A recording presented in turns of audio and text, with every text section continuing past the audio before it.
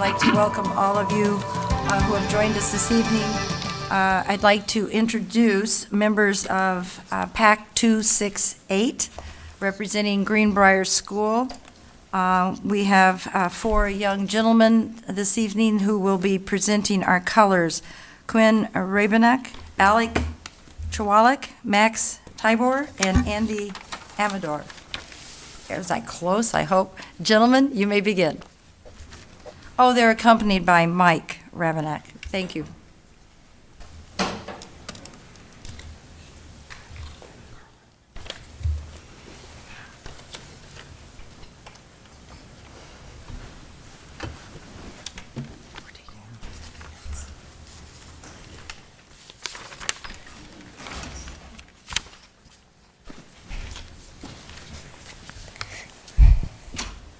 Please rise.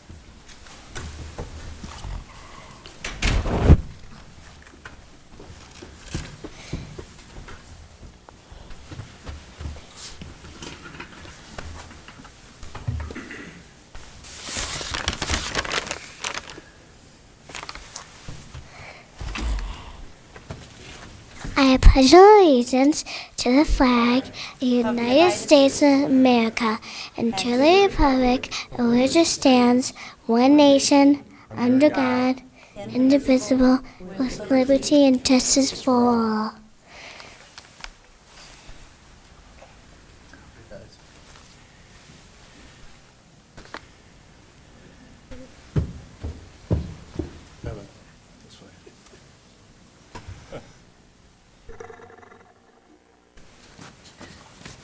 I think we should applaud these gentlemen.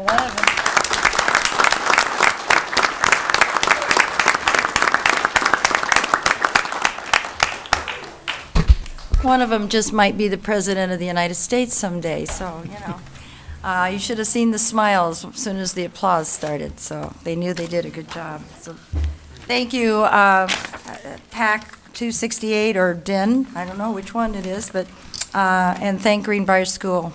Thanks to moms and dads, too. I think these gentlemen needed a few drivers tonight to get them here. So thank you, and thank everyone involved with our scouting program. It's certainly alive and well in the village of Arlington Heights.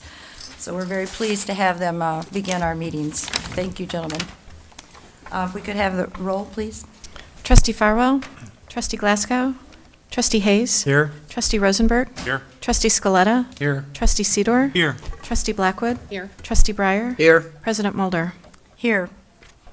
Approval of minutes. We have four sets before us this evening.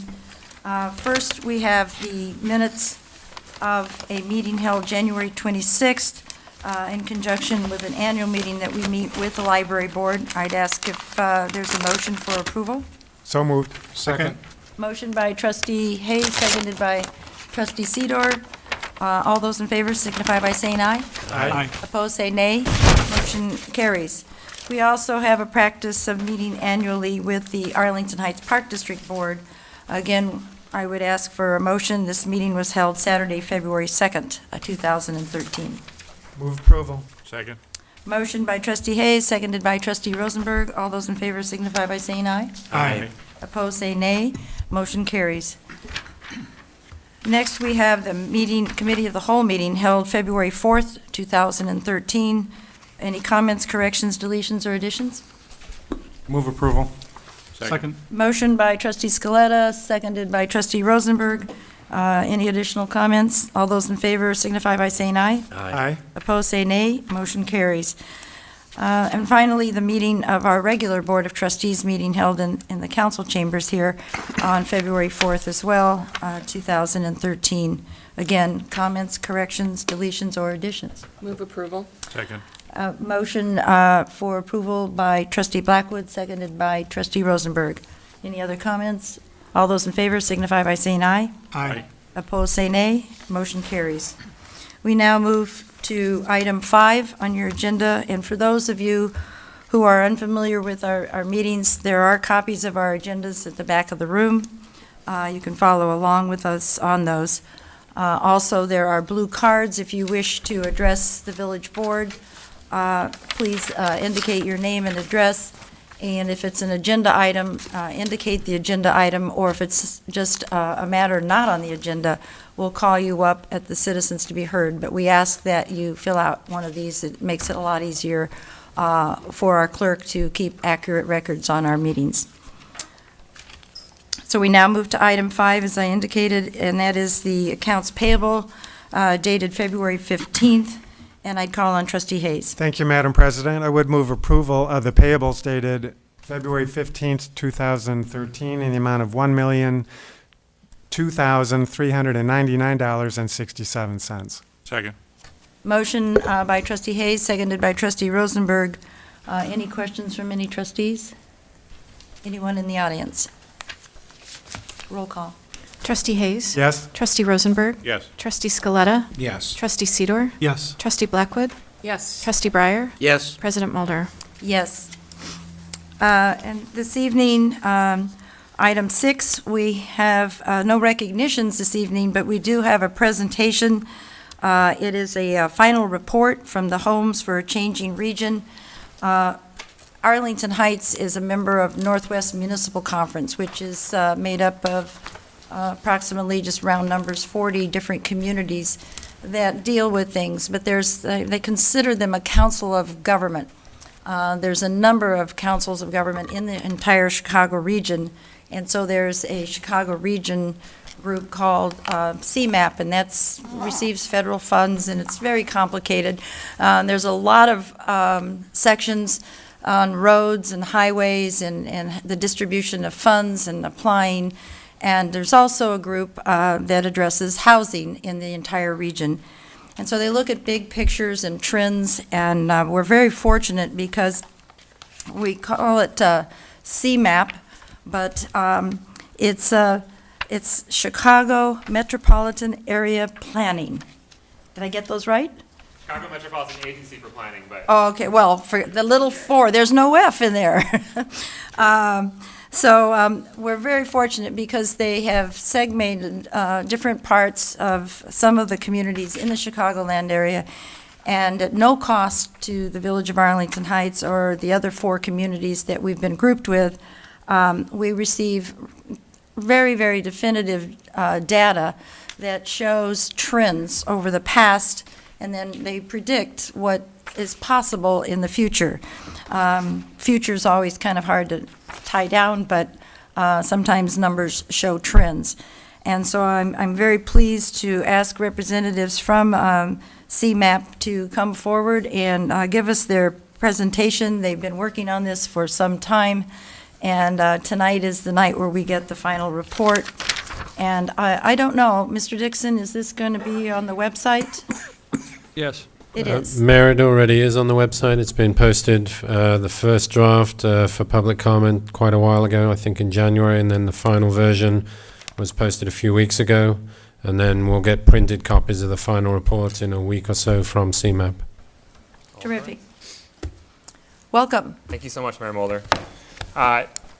As Mayor Mulder just said, I represent the Chicago Metropolitan Agency for Planning.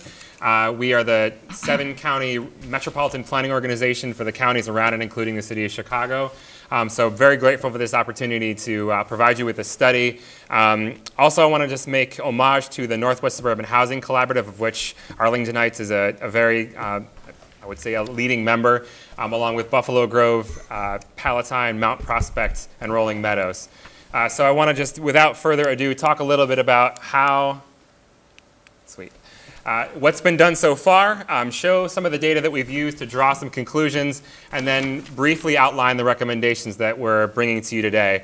We met with village leaders and other officials in June and sort of got out a lot of different sort of ideas, wanted to sort of check with them about the data that we had collected so far. We find that often data sets that come from the federal governments have nuances that aren't reflected in what folks such as yourself, thank you so much.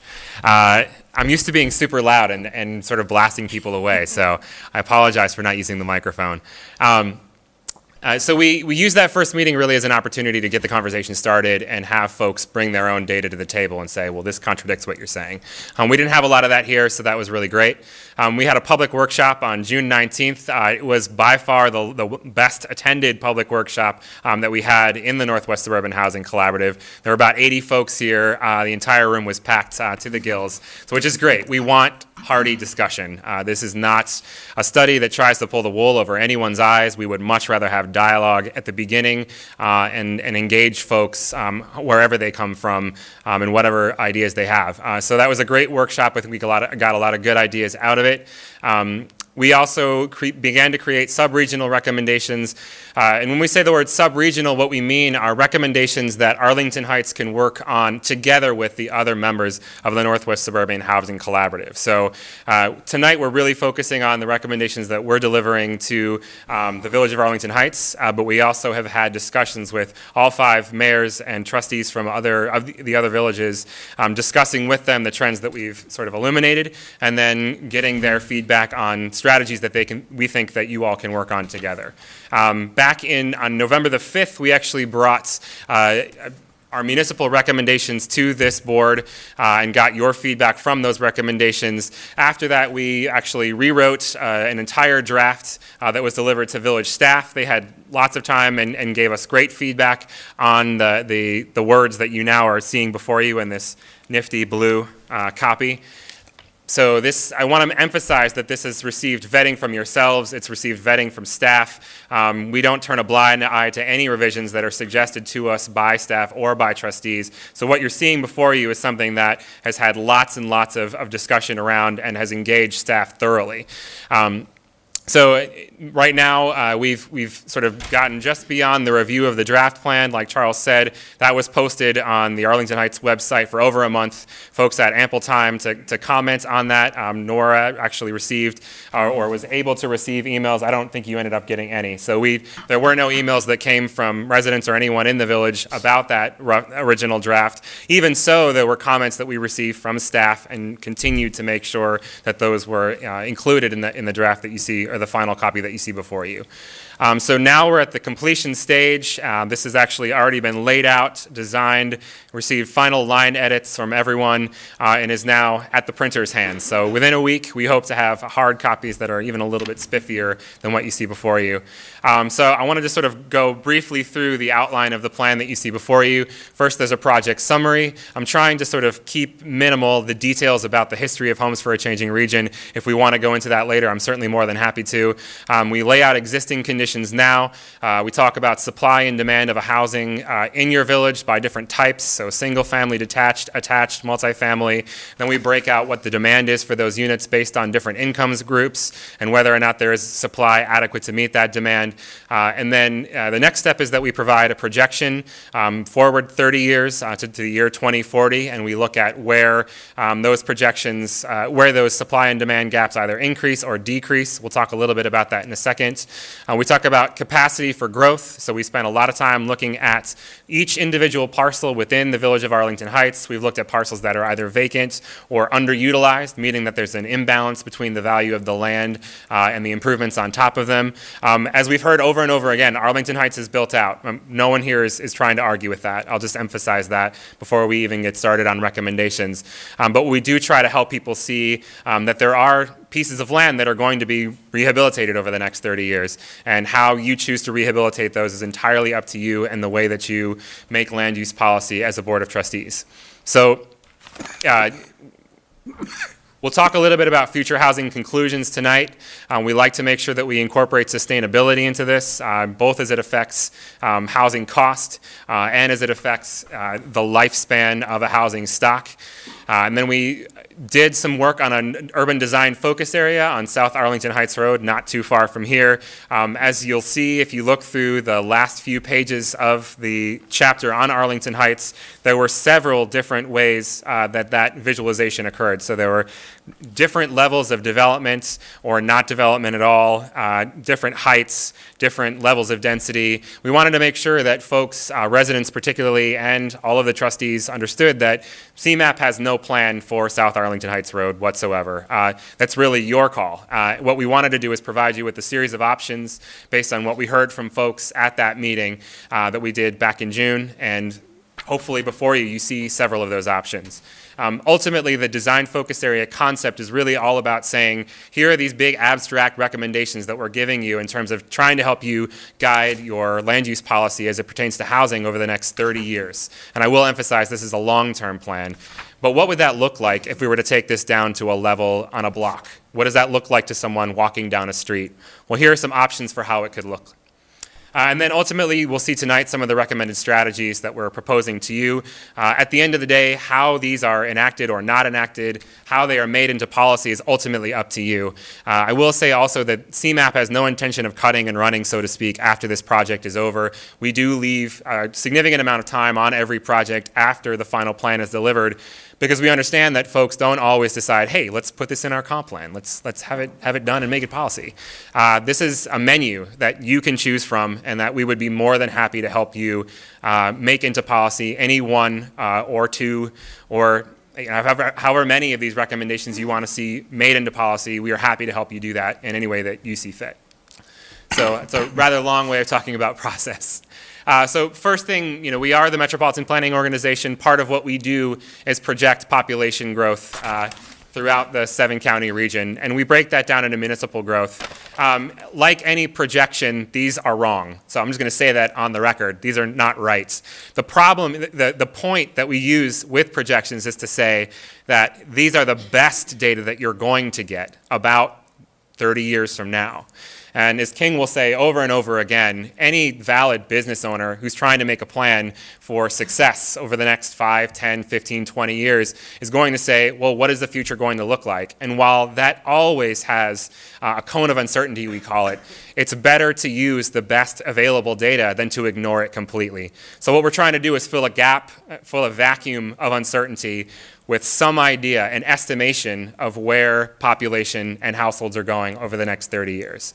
And so the way we break that out is into owners and renters. And so what we're projecting right now is that Arlington Heights household population will grow by around 4,000 folks, a little more than 4,000 owning households, and probably 570 renting households. So you can see how that breaks out. There will also be growth across all income groups. We'll say that there will be growing numbers of seniors, probably disproportionate to other age groups. And this is something we're seeing not only across the 7-county Chicago region, but across the nation as a whole. We've heard talks about the baby boom generation coming into retirement, the graying of America. All of these phrases basically say that folks are getting older, the proportion of the senior population is getting larger and larger. And so this has ramifications to how people live and how housing policy and development is going to change over the next 30 years. This is a group of people who don't want to leave their homes, don't want to leave their home communities. And so this is something that development and policy is going to be reacting to over the next 20 or 30 years. Future owners are going to be people in, as we already said, sort of that pre-retirement, retirement group, but also people between the 25 and 44 age group. And so these are sort of two big peaks in that future population. Renters, on the other hand, are going to tend to be people that are young family age, so between 25 and 44, peak earning years. This is sort of to put in context who we're seeing in growth both in renters and owners. And so this is sort of how we see demand breaking out across large lot single family, small lot single family, townhome, and then multifamily. Okay, so the dark blue is what's already here in terms of housing supply, looking at occupied units, and then the light blue is how we sort of see that demand growing in the future. And so the most of it is the largest percentage is going to be in multifamily, but that's not to say that there isn't a strong group in townhome and small lot single family. The trends that give us this sort of confidence in these projections are that people are renting for longer now, and we project that to increase over the next 30 years. People are seeking smaller units and smaller yards to maintain. And so also seeking units that are more sustainable in that they're more energy efficient. So all of this tends to move the demand spectrum further to the right on this graph, further to smaller units, units that are more land efficient. So then we're going to talk a little bit about capacity and how you can meet this demand, right? So I'm going to break this graph down and say that the light blue is development capacity, right? So when we look at each of your parcels of land and we look at where there is potential to redevelop or develop over the next 30 years, that's where we get those light blue bars. The dark blue are vacant units, right? So this is another way to accommodate growth. We sort of assume a certain persistent rate of vacancy in a healthy economy, and then we also look at the vacancy that's happening now in a not so healthy economy. So we add those together. And then we projected on top of that the crosshair hatched, which are estimated need or demand for these types of units. And so you can see that development capacity in multifamily actually exceeds demand. So you're fine there. There is and likely will be that development happening. Where there's not as much, supply and where there could be room for growth in terms of zoning and in terms of making land use policy are smaller lot, single-family homes, and even attached homes, townhomes. And so these are two sort of types that you might consider thinking about zoning for over the next 30 years. But the main thing that I want to emphasize with this graph is that there is plenty of capacity in the multifamily sector, and that's probably thanks in large part to the way that you've redeveloped and thought about land use policy in your downtown area, which is already transit-oriented, and so that's great work already. So I want to segue now into talking about key recommendations, and I'm going to do these briefly because I was asked to be brief tonight. I'm sure that everyone has busy lives, but one thing that we want to emphasize and that we are emphasizing in most of the collaborative towns is that making sure that multifamily housing stock that may be deteriorating now is preserved in the future, and that preservation preserves also its cost point. So one thing that we're going to talk a little bit about is maintenance, particularly in these aging multifamily properties is going to be critical.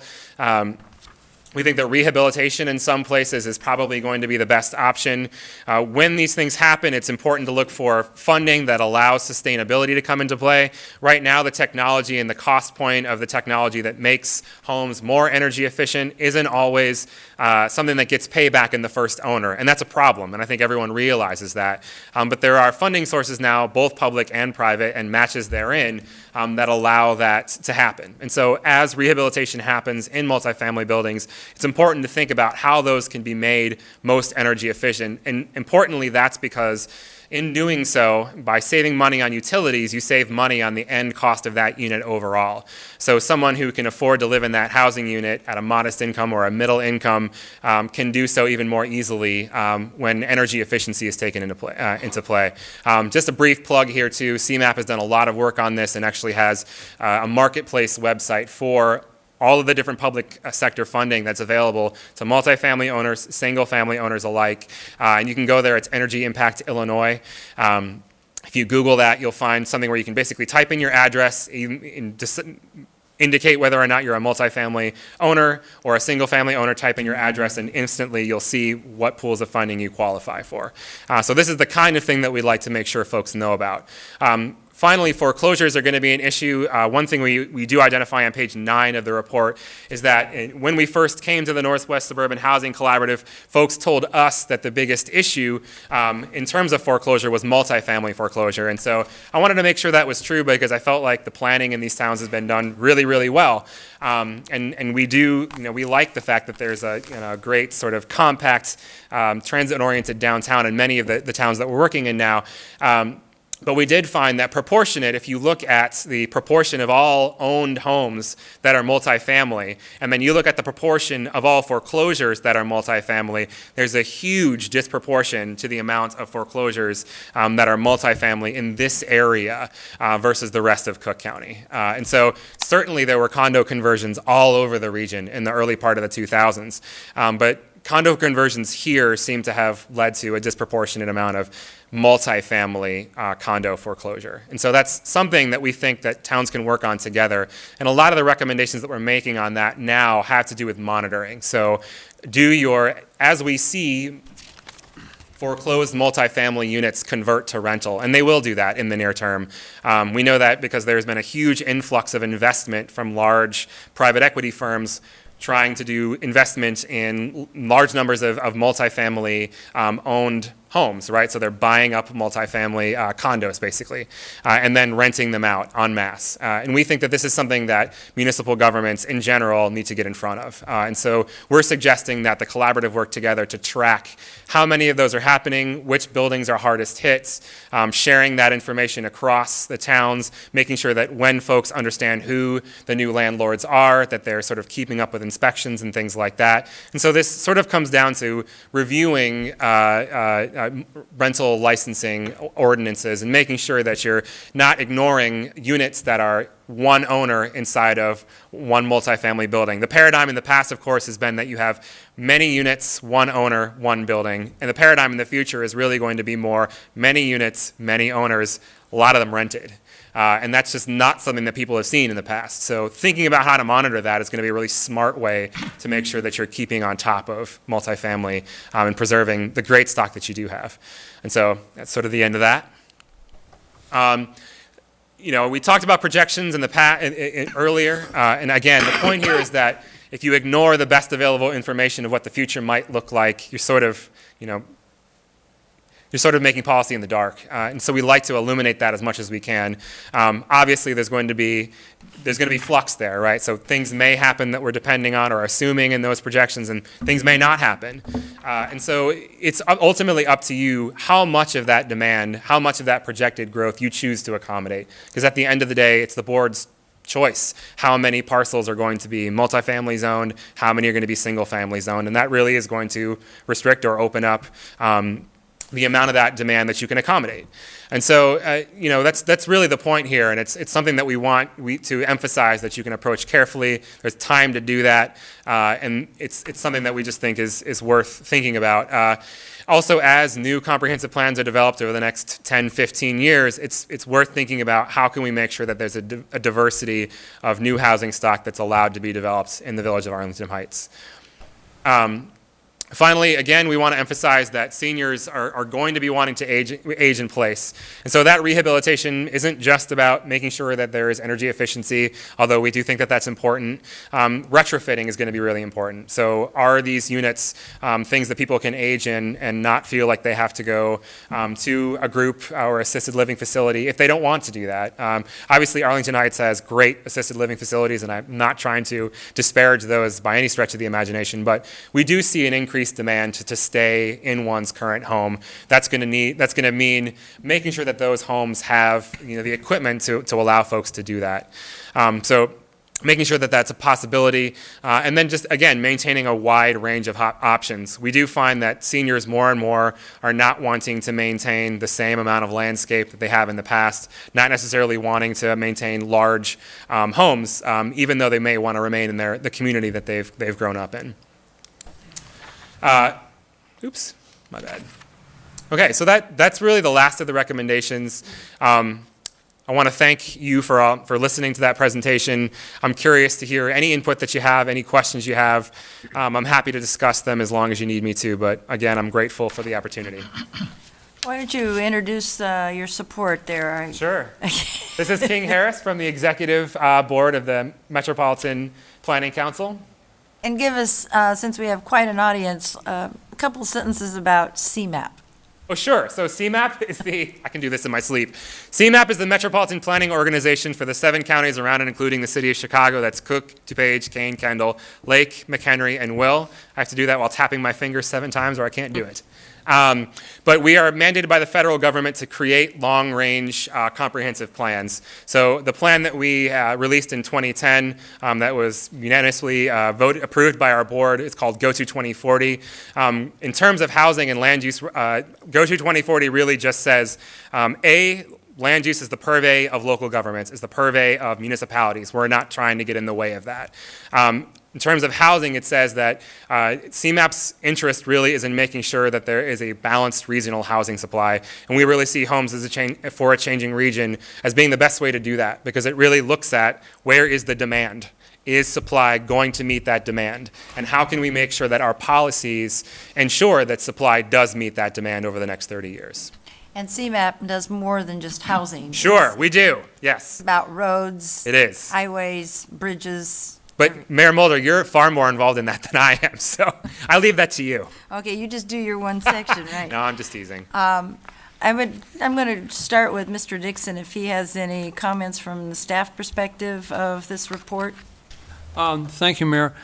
This was a presentation this evening. The board is not being asked to take any action. You could, I suppose, if you wanted, but it's not slated for any motion this evening. We were asked to allow the group to come in and present. This is the third time they've presented to you, once in June, once in, I believe, November, and now for the final report. We do not have the final report in bound fashion, as the gentleman indicated. We're looking forward to receipt of that. We have had it online. I think it's very well done. It's very straightforward, and it's up to us to think about it and take what, if any, action we choose to over the months and years ahead. Thanks.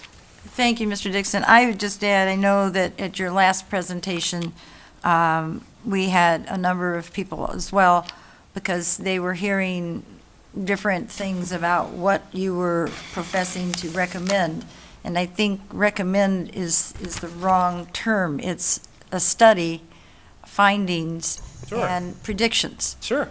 And as you said numerous times during your presentation, that it's going to be up to the people sitting up here, and the decisions that made are here are impacted by the people who live in our community.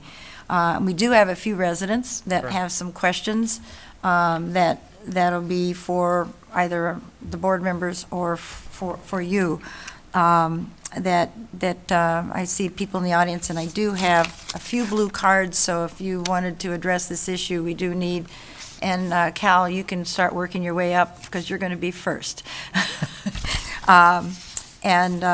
But, you know, I do have to say to those who are in our audience here, as well as that might view it on cable, is that this study is permitting the village staff and elected officials to garner information and predictions of the future as to plant some seeds of when developers come through.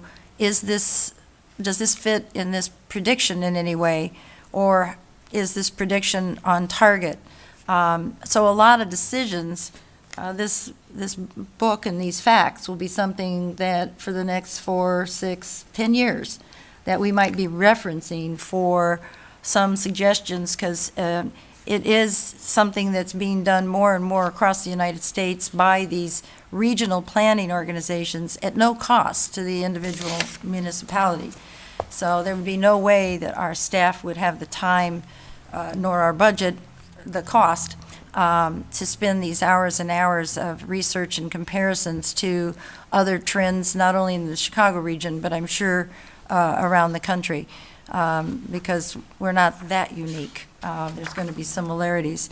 And so stand by, both you and King, to answer, maybe help us respond, and I think it'll be good to hear what some of our residents, I see some that participated in that overwhelming response, and I think it was because an erroneous rumor started and we got everybody. So if nothing else, you can take back to CMAP that we have a very engaged citizenry. Done. Okay. With that, I'm going to ask Cal Burton to please come up for the record and give your name and address. Cal, nice to see you. Did King want to say something? No, I did. Oh, okay. Thank you. My name is Cal Burnton. I'm a resident of Arlington Heights. I've lived here for 28 years, and I'd like to speak briefly on the report. I moved here back in 1985, moved here for the schools, for the parks, for the downtown, and because the village was an affordable place to live. And through the years, that's changing. And I think the village has a huge problem on its hand in that it's no longer affordable or less affordable than it used to be because our taxes are getting higher. And they're higher now than they've ever been. Young people can't afford to pay the taxes, so they go to another community to live that's cheaper, Older people can't afford to keep paying the taxes, and so they won't retire here. They're going to move on. These are concerns that I have.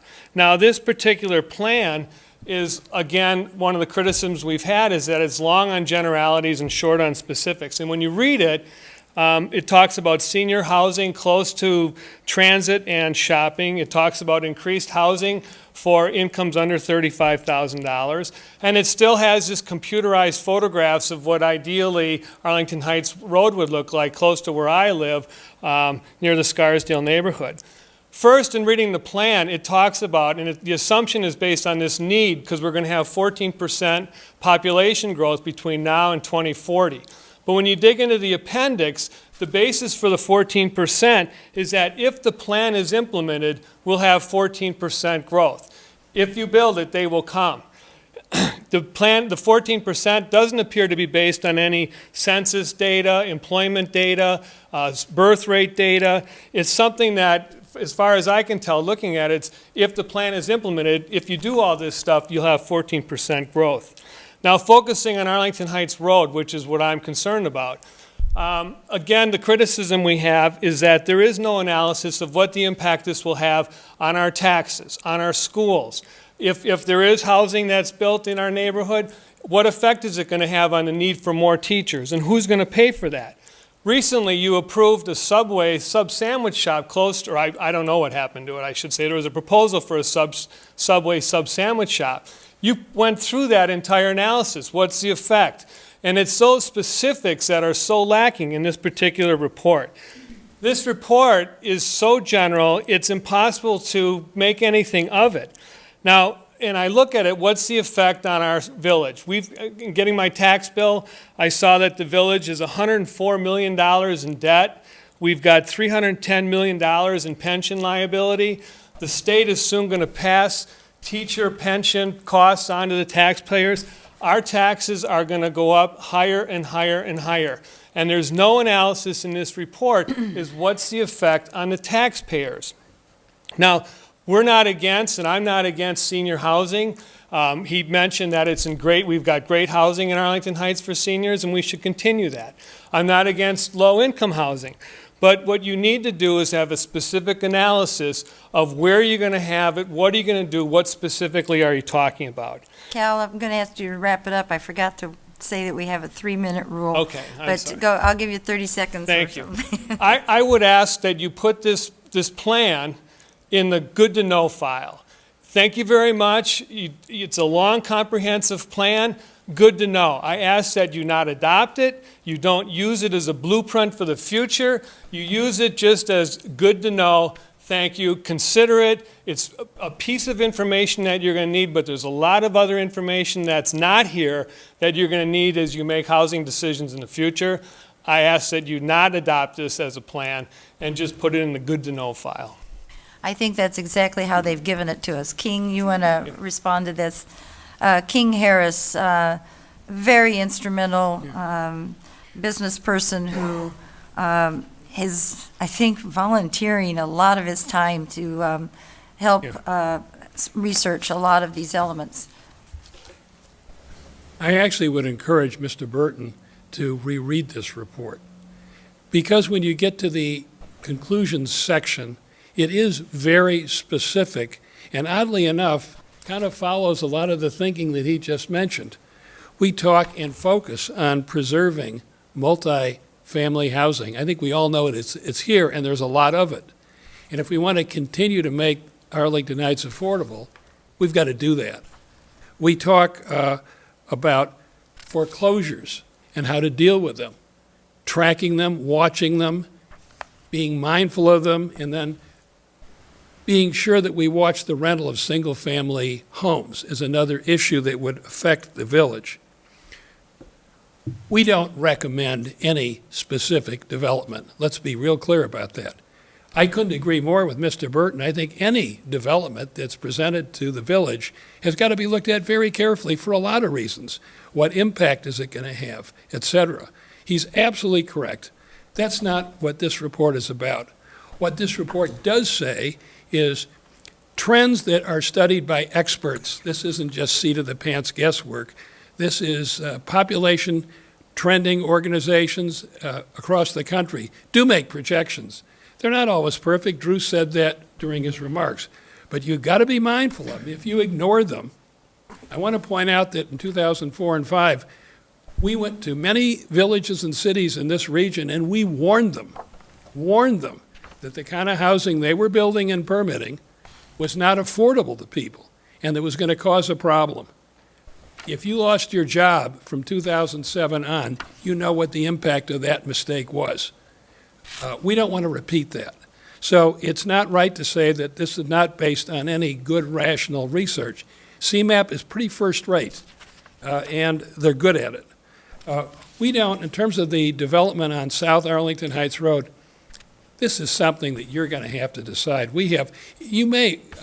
Mr. Burton is absolutely correct. You may decide not to do anything. We said that, and that might be a very good decision. On the other hand, you might decide to do something about it, but that's your decision.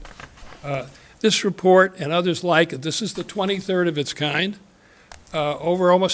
By the time we're done with this year, almost half of all communities in Metro Chicago, in terms of population, will have seen reports like this. And we are hoping that CMAP, and I am not with CMAP, I'm actually retired chair of the Metropolitan Planning Council, and an ex-businessman. In business, as we said earlier, if you don't plan for the future, you're making a big mistake. If you don't look at trend analysis, you're making a big mistake. Businesses use it. My guess, if we have businessmen in the room here, they do it. I encourage villages to do it. Thank you. Well said, King. Thank you very much.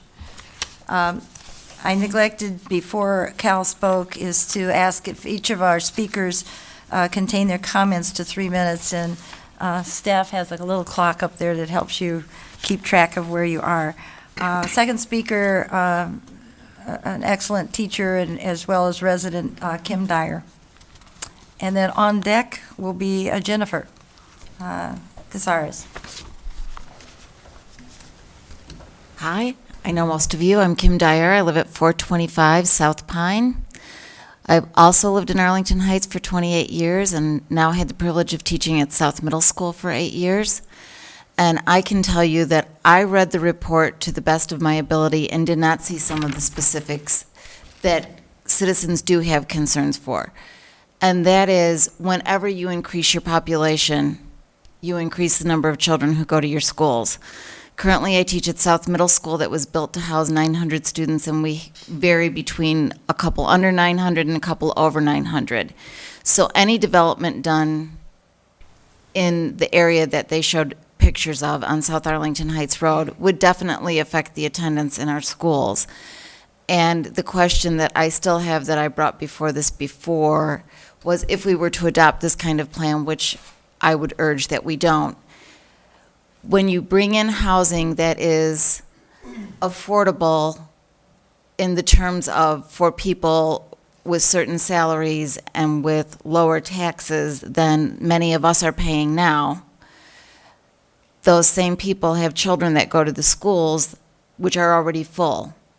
So when they set out this plan, I saw no plans anywhere in it that talked about if you increase your population, what are you going to do with an increased population in your schools? So I would argue that there really weren't the details there that we need to know about if we're making informed decisions about the future. So thank you. Thank you, Kim. Jennifer? And following Jennifer will be Julie Inskip. Hi, I'm Jennifer Cazares from 707 East Davis Street. I really just wanted to come to make sure the board was aware that our citizens did email, we did call. We, in the neighborhood of Scarsdale, and I know in Pioneer Park and Westgate, we would merely forward the information that was being divvied out, didn't change any of the content, and then it was being told it was incorrect. So there's been a lot of, confusion here with this whole process, and I think there would be a lot more people here tonight if they weren't told not to come because it wasn't necessary, wasn't true, what they were reading was untrue. So if we go forward with any of this, I would just like to make sure that there is some kind of standards put in place that the information is correct that's being given out, and then that the contact person is agreeing with that information that's being sent out. So that way residents don't get discouraged to participate. we don't want any of our people to not participate. Right. Excuse Thank me. you. Trustee Scaletta? Jennifer? Excuse me, who's discouraging people from attending this meeting? Nora, the contact person, we had several neighbors that would call, and they were said, it's not true, it's not going to have salary ranges from 15K to 150K, and it was everything that was in that report we would just forward. We have distribution lists we use, you know, amongst moms and neighbors, and we would just take those emails and forward, just the reports. And then there would be written responses back saying this is not true. So. It's salaries. We're talking about houses. Income There's levels. income levels. It does, it addresses, it says from 15K, which is causing a lot of alarm, because let's face it, 15K, you're getting subsidies, you know, someone's helping you somewhere, 15K. Yeah, you can't live here. Yeah, so it just caused confusion and a lot of alarm. Mayor, if I could just comment, we did, as I mentioned earlier, post all the reports on our website. Anyone who attended the June 19th meeting and provided their email address to us, we emailed them. We also, as we said at that meeting, posted it on the Planning Community Development Department Facebook page. What we heard back from different people, and I don't know whether it's what this lady is saying, was that there was a proposal for Section 8 housing on Arlington Heights Road, and that was absolutely not correct. And so whenever we heard that, we said there is no development proposal for Section 8 housing on Arlington Heights Road. Never has been, you know, in recent years that we're aware of. We also heard a rumor that Arlington Heights Road was being widened. That was not correct. So whenever we heard comments like that, we corrected that. Also on our website, we had kind of a Q&A fact sheet on some of the rumors we heard and what the answers were. But the report speaks for itself. The data in there is the data that CMAP has presented, and nobody has, you know, we haven't disputed that the data in there isn't what's in there. Well, and that's where a lot of the alarm came from, was the 15K, is I think automatically people are saying Section 8 or subsidized, because 15K, I mean. I think whenever there's a report, King, you want to, you have to come to the microphone, because this is getting covered, and we want to make sure we hear everyone. Rumors. People should remember that senior citizens who have retired may be asset wealthy and yet income poor. And a significant numbers of we know the village is going to have demand for senior housing and more of it, because people like this village and want to stay here. Many of these people do have incomes, official incomes of under $15,000, but they have substantial assets, enough so that they will live comfortably in the units maybe we're talking about. And the only thing you may decide to build, if I had to guess, in the next 15, 20 years, is senior housing. And if so, a lot of those people will have incomes, official incomes, of under $15,000. But no, this is not a plan to build Section 8 housing in Arlington Heights. Very briefly. Thank you, King. Drew, you have to. Sorry. On page 25, you'll see that in that sub 15K category, more than 50% are people over the age of 65, and far more than 50% in the sub 35K. Just wanted to point that out. Thank you. And Jennifer, I think you've disappeared, but you made all your comments? Okay. Julie. Hi there, I'm Julie Inskeep at 622 South Bristol, right over here in Scarsdale. I'm also the president of the Scarsdale Property Owners Association. And I think, kind of speaking to the rumors, yes, I agree with everything you said. That's what happens when, people hear things and then, it's the old telephone game. But then when you look at the drafts that I sent on to my residents, and the only area that was looked at being developed in the draft, recognizing it's a draft, was that southern corridor, kind of made you question, well, is it really a rumor? Are they really not looking at that southern corridor? I was at the mapping meeting in June. Of the 6 tables, all 5 of them said, don't do anything with the development in the downtown area. It's good. Let's improve what we have, but we don't need to build anymore. We came up with a lot of other areas in Arlington Heights that could be developed to accommodate some of the future goals that we're worried about. And the fact that those didn't seem to be really looked at in the draft, I think, kind of raised all of our eyebrows a little bit. The other point I want to make really quick is, as a former teacher, I worked in schools that had a lot of multifamily housing, specifically rentals. Those kids, through no fault of their own, tend to be kids that are in the school maybe for a year, maybe 2 years, and then they're gone. They're someplace else, and then a new family comes in.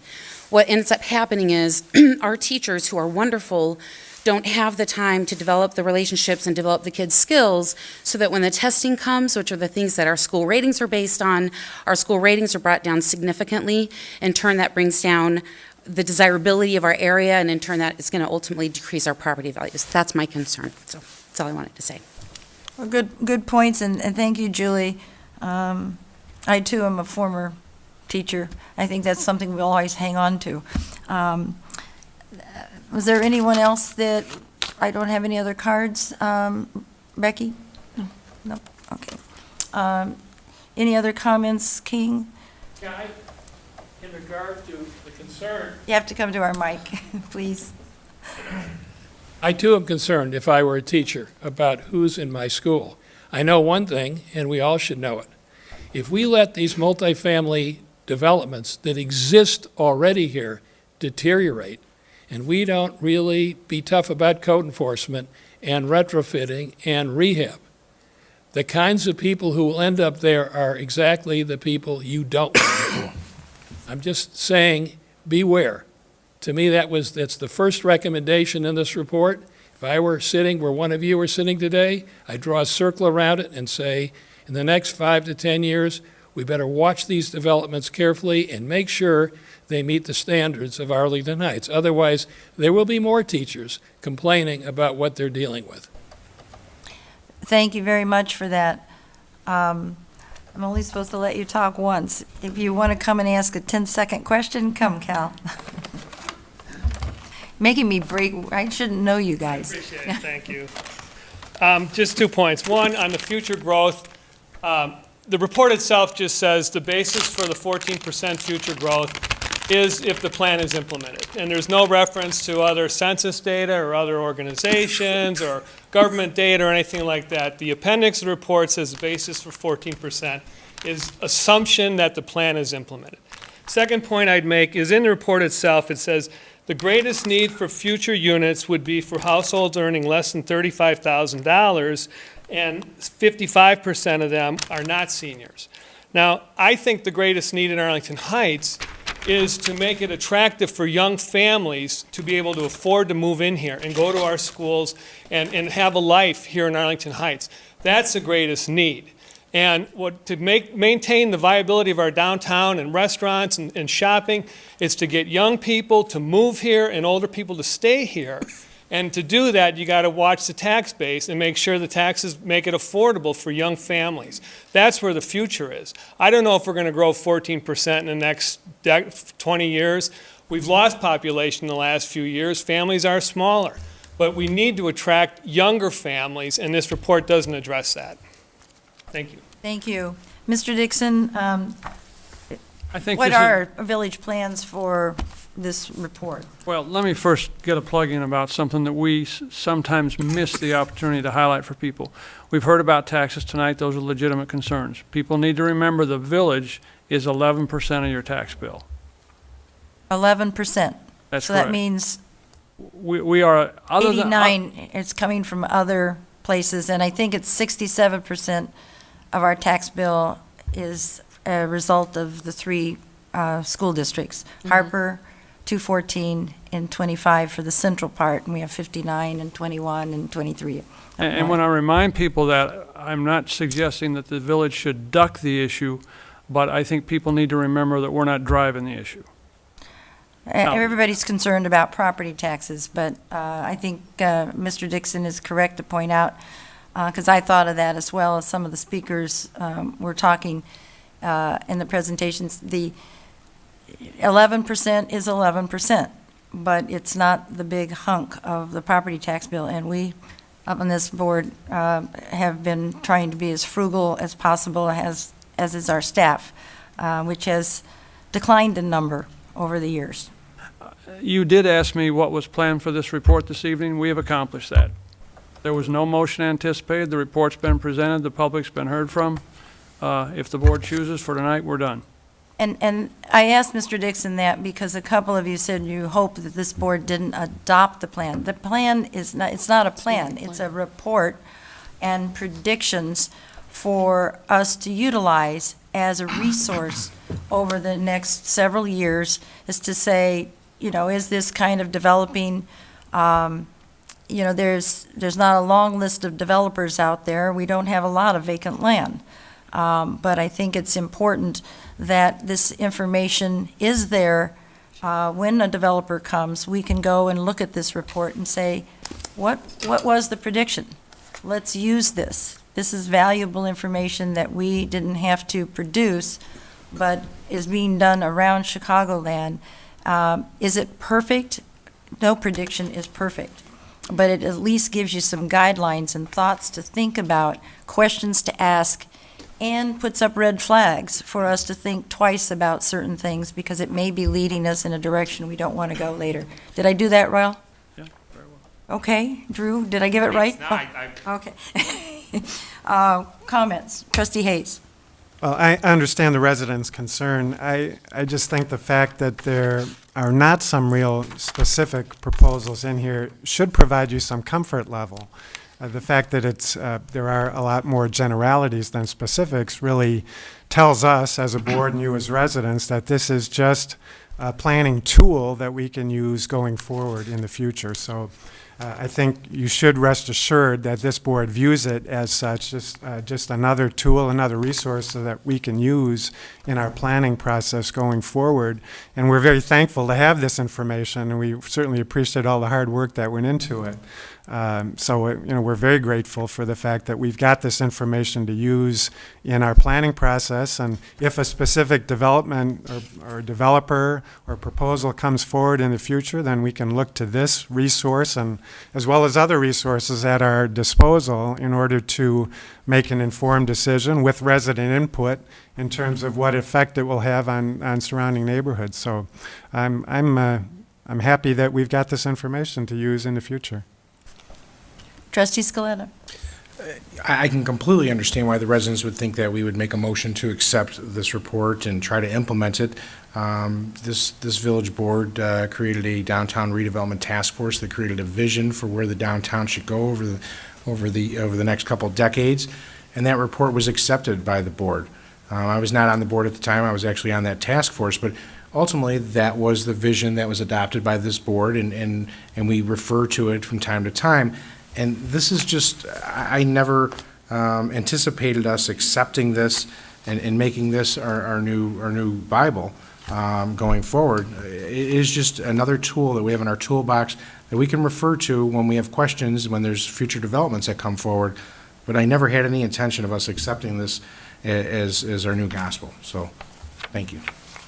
Neither were we asked to do that. Just it's a glad report we for us. Trustee Rosenberg. Drew, could you identify how you define small lot versus large lot? Sure. We use it. Only in the mic. Sorry. By the end of the night, you're going to figure this out. I'm just going to start off, too, by saying I was a teacher as well. 8,000 square feet. That's the dividing line. Okay. So bigger. Bigger than 8,000 square feet is large lot by our loose definition. Smaller than 8,000 square feet is small lot. Okay. While you're there, Sure.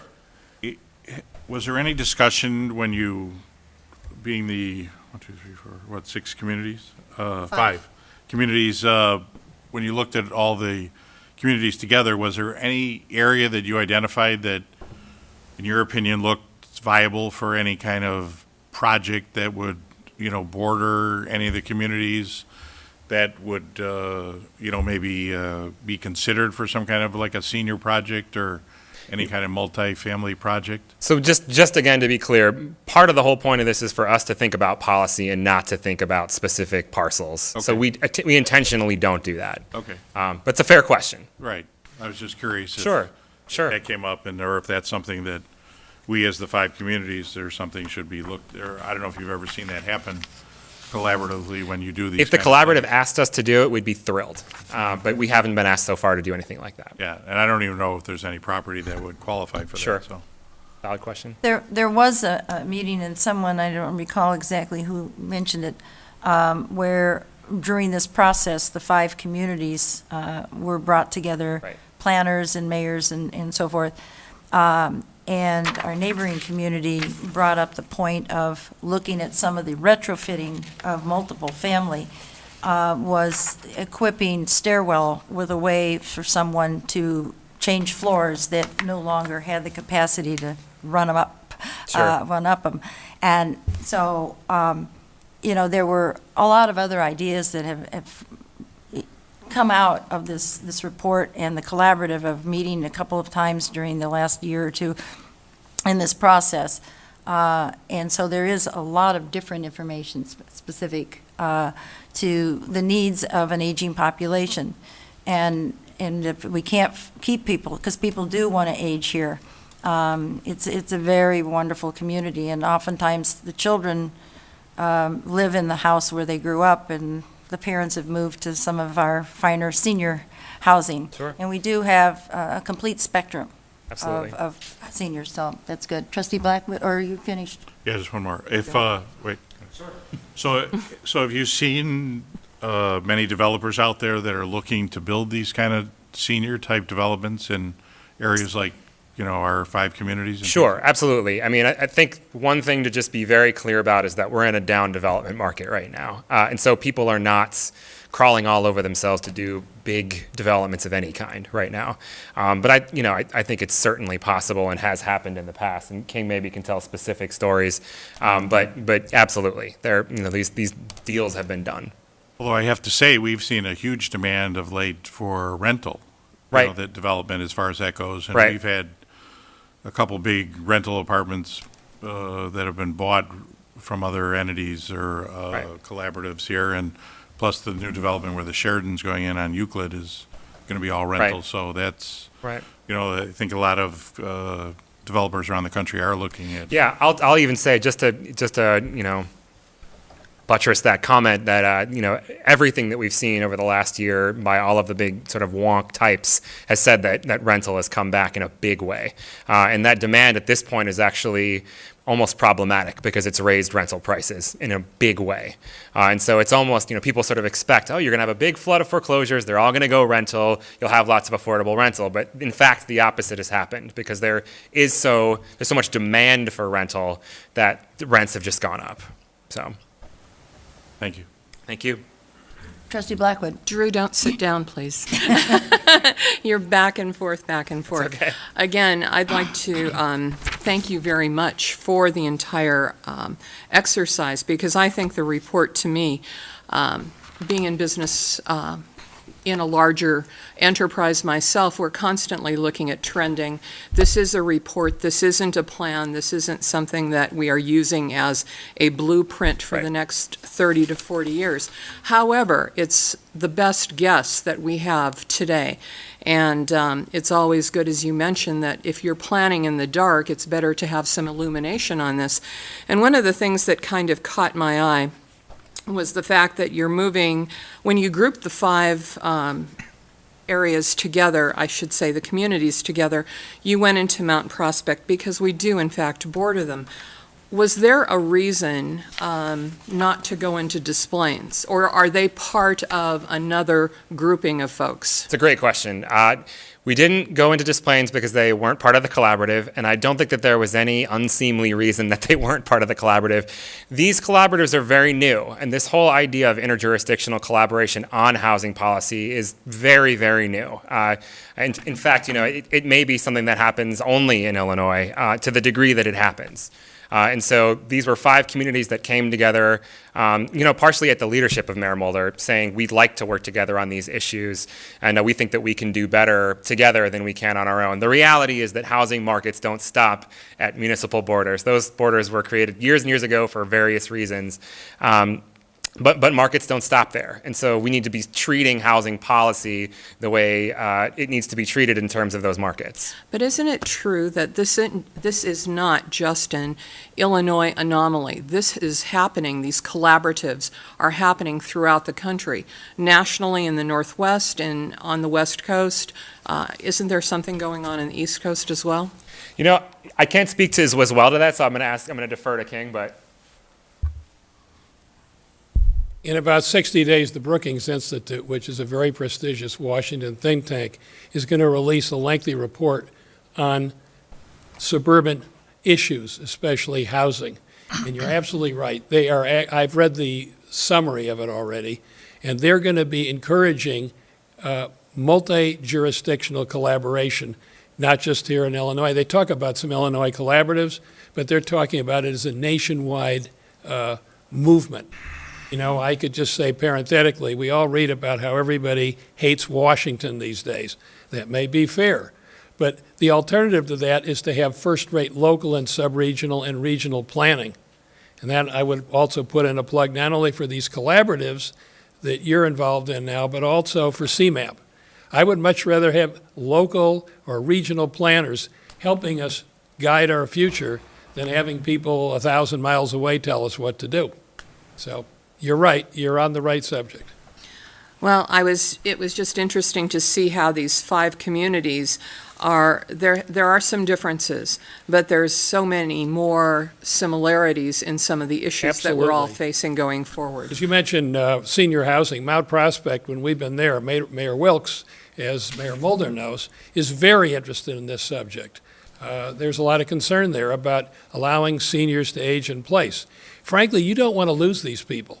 They are some of your best citizens, and if they leave in droves to go to places like downtown Chicago, where I live, hey, we're happy to have them, but you don't want to lose these people. They're very valued members of your community.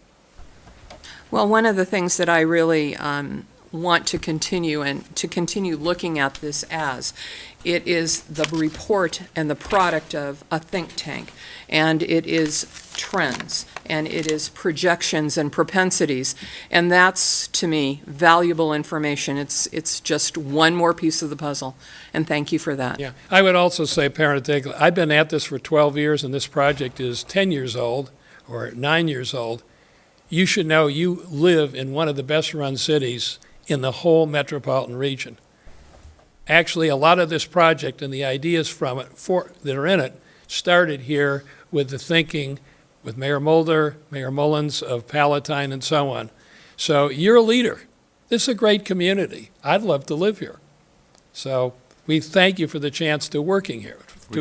We can find you a place.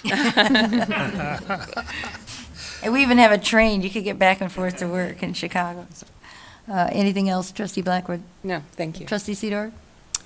I think this is all, thank you, Mayor. This is all good stuff. I mean, I'm just thinking about this I love projections. Anytime you can get a possible view into the future, I think you're always one step ahead of things. And how many times, even in our personal lives, do we say, God, I wish I would have known this was going to happen? Not that this is the Bible or anything, but it just gives us, as Trustee Hayes said, a tool to use as reference to look forward and be ahead of the curve. And I thank CMAP for presenting it to us.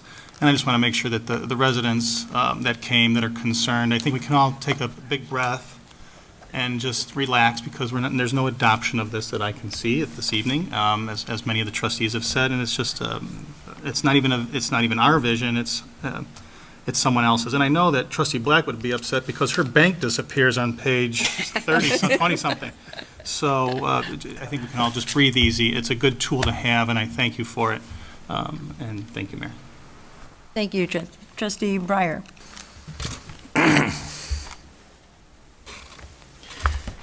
I don't see any mention in here of the unincorporated areas that adjoin our village.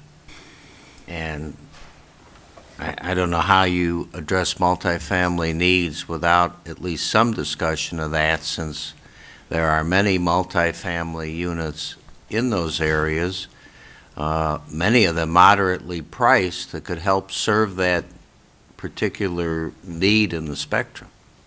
Very interesting question. I actually can speak to this. I chair the Cook County task force that's looking into this very issue. So I've spent almost a year now in depth looking into it. And I'm glad you brought it up. There is, between Arlington Heights and Palatine, to the north, one such multifamily unincorporated parcel. If I were advising you privately, I would say the following. You better watch that parcel.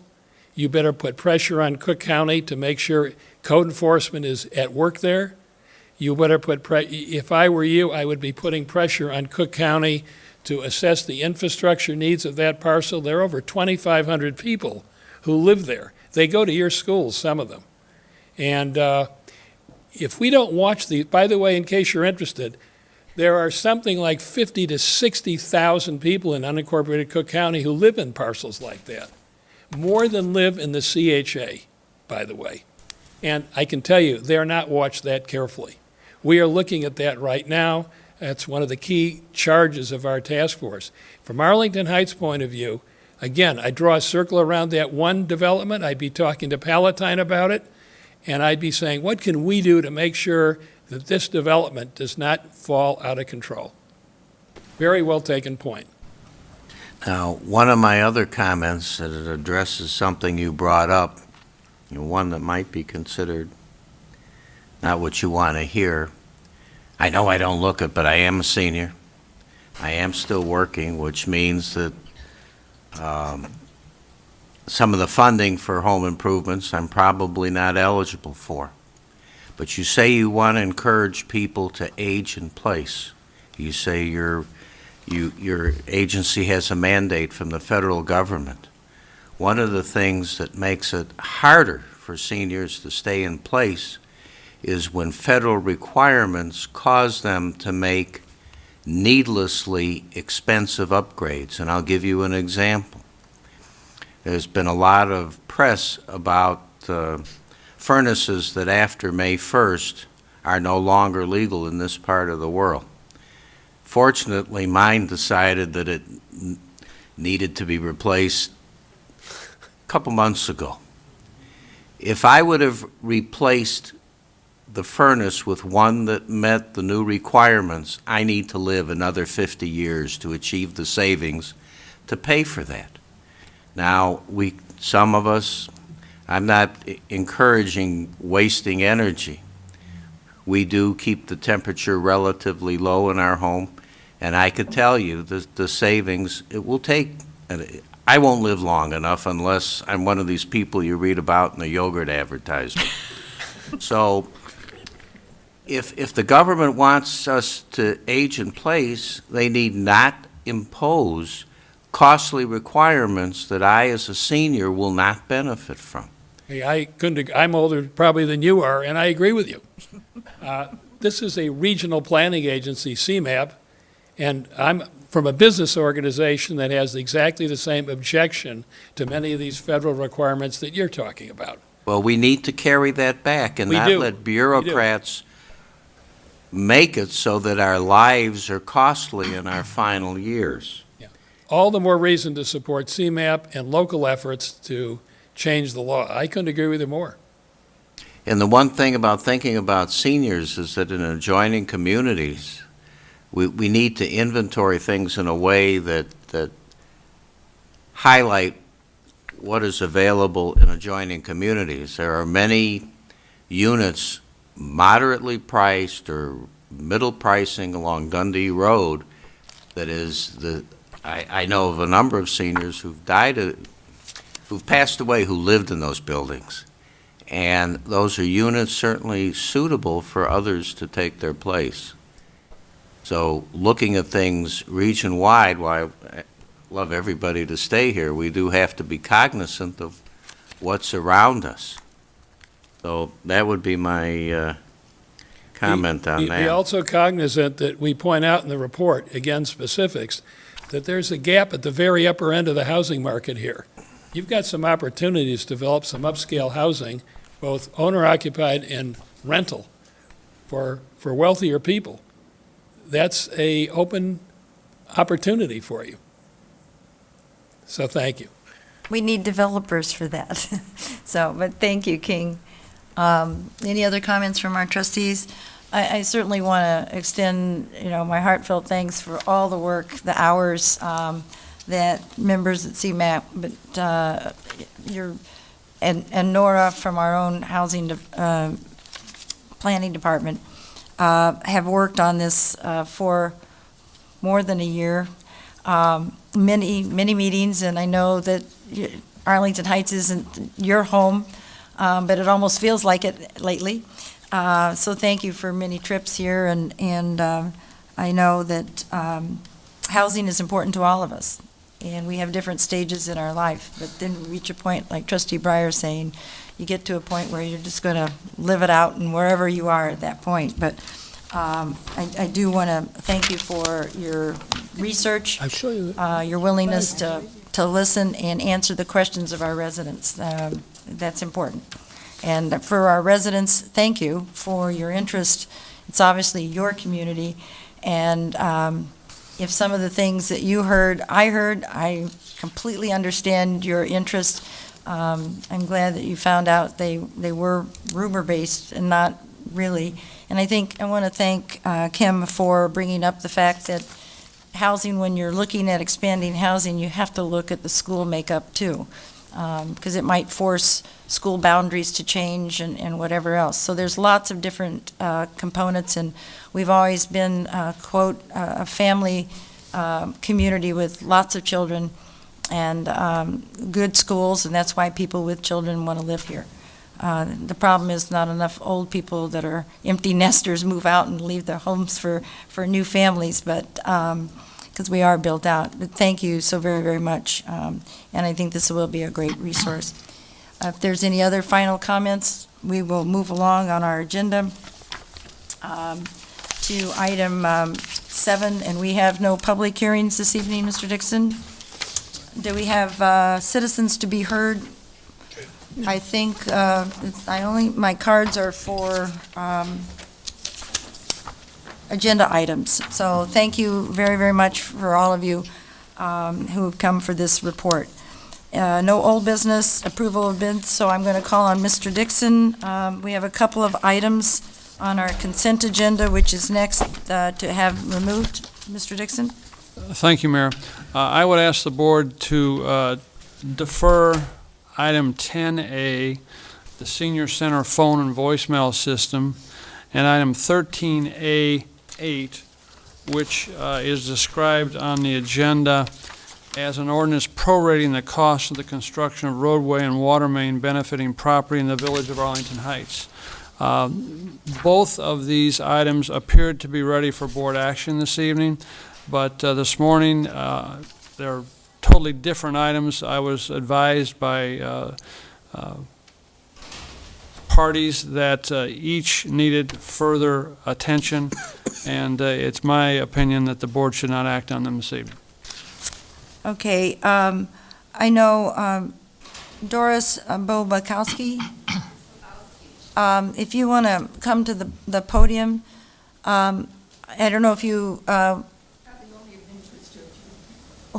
well, no, Mr. Dixon has just indicated that the item that you wish to address, the roadway and the water main, is going to be removed from the agenda tonight because some other information has come up. Yes, I realize that. So if you, just for the clerk, if you could give your name and address. My name is Doris Bobowski, Bobowski. Okay. And I live in 2111 North Fernandez in Arlington Heights. I have a lot in back of my house, and it's by Ridge Street. For 5 years now, since 2008, I'm still I want to sell the lot. I decided to sell the lot. But we have somebody that built a house on the lot next to mine. The lot now, not my house. This is by Ridge. And I shouldn't say, but anyway, we can't get the right amount of what he wants to recapture. And I've had buyers, but then they get discouraged because they don't want, he keeps telling people there's a lien on the house, on my lot. Not my house. I'm staying in my house. I've lived here for 50 years, by the way. And I like my house. It's small, but it's mine. But it was so hard getting him to even give an amount to tell people so they get discouraged to even buy it. Now we have somebody else that wants to buy it now, but we finally got an amount. He wants to recapture $53,000, which seems really a lot. When 2008 is when he first moved in, and the architect sent me a letter saying it was just an estimate of what to build the road there. He had to put, the road has to be put there. I don't know if you know the area. Well, I did talk with Mr. Dixon, and Because you know it there was a only goes- request that we remove it. We're not going to take any action on it tonight know. because there needs to be more information. Well, I hope it isn't more. This is ridiculous, I think, because the estimate was like $19,000 in 2008. And now it's up to $53,000 the guy wants. Yes, Mayor, if I might. Yes, please, Mr. Dixon. We have been working with the person who installed the public improvements here for some time. There have been some differing opinions on what the recapture amount should be. We advised that individual what we were going to present to the village board. He was advised of that some time ago. This morning, he submitted a 2.5-page letter disputing some of the numbers. I do not differ with what this lady is saying in terms of the difficulty we've had in reaching an agreement. Here at the 11th hour this morning, prior to board action tonight, new information was presented, new but kind of rehashed and repackaged.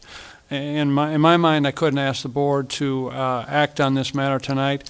We haven't even had time in the course of the day to analyze what he's presented or to prepare a follow-up report for you. So the lady is disappointed, our staff is disappointed. We're going to work on what we received today and try and get this ready for board action. Late last week, it appeared to be ready. Thank you, Mr. Dixon. And I must Mrs. say- Bobakowski, I think, we have your contact information, and I'm going to ask the manager to make sure to keep you posted on process and Going on for when it might come out. 5 years now this is going on. And he won't give the right information. Yeah, It's really terrible. I Make want sure to you make it speak clear in that the the- 5 years is not attributable to the village. Oh, that's not, it's not our fault. It's, No. Okay. No, I know. But this seems ridiculous to me. I don't know. I never knew of anybody having that much trouble. There's only, what I could do is have it rezoned. I get 2 tax bills, but it's gone up and up for my lot a lot, because I don't get any senior discount or anything on the lot. It's as much land as my house. But then recapturing, for the lot, I could maybe have the zone difference, so someone down my block has their back lot listed as their yard, and they don't pay taxes as much as I do. I could do that, and this man that's trying to get this, he would never get the $53,000.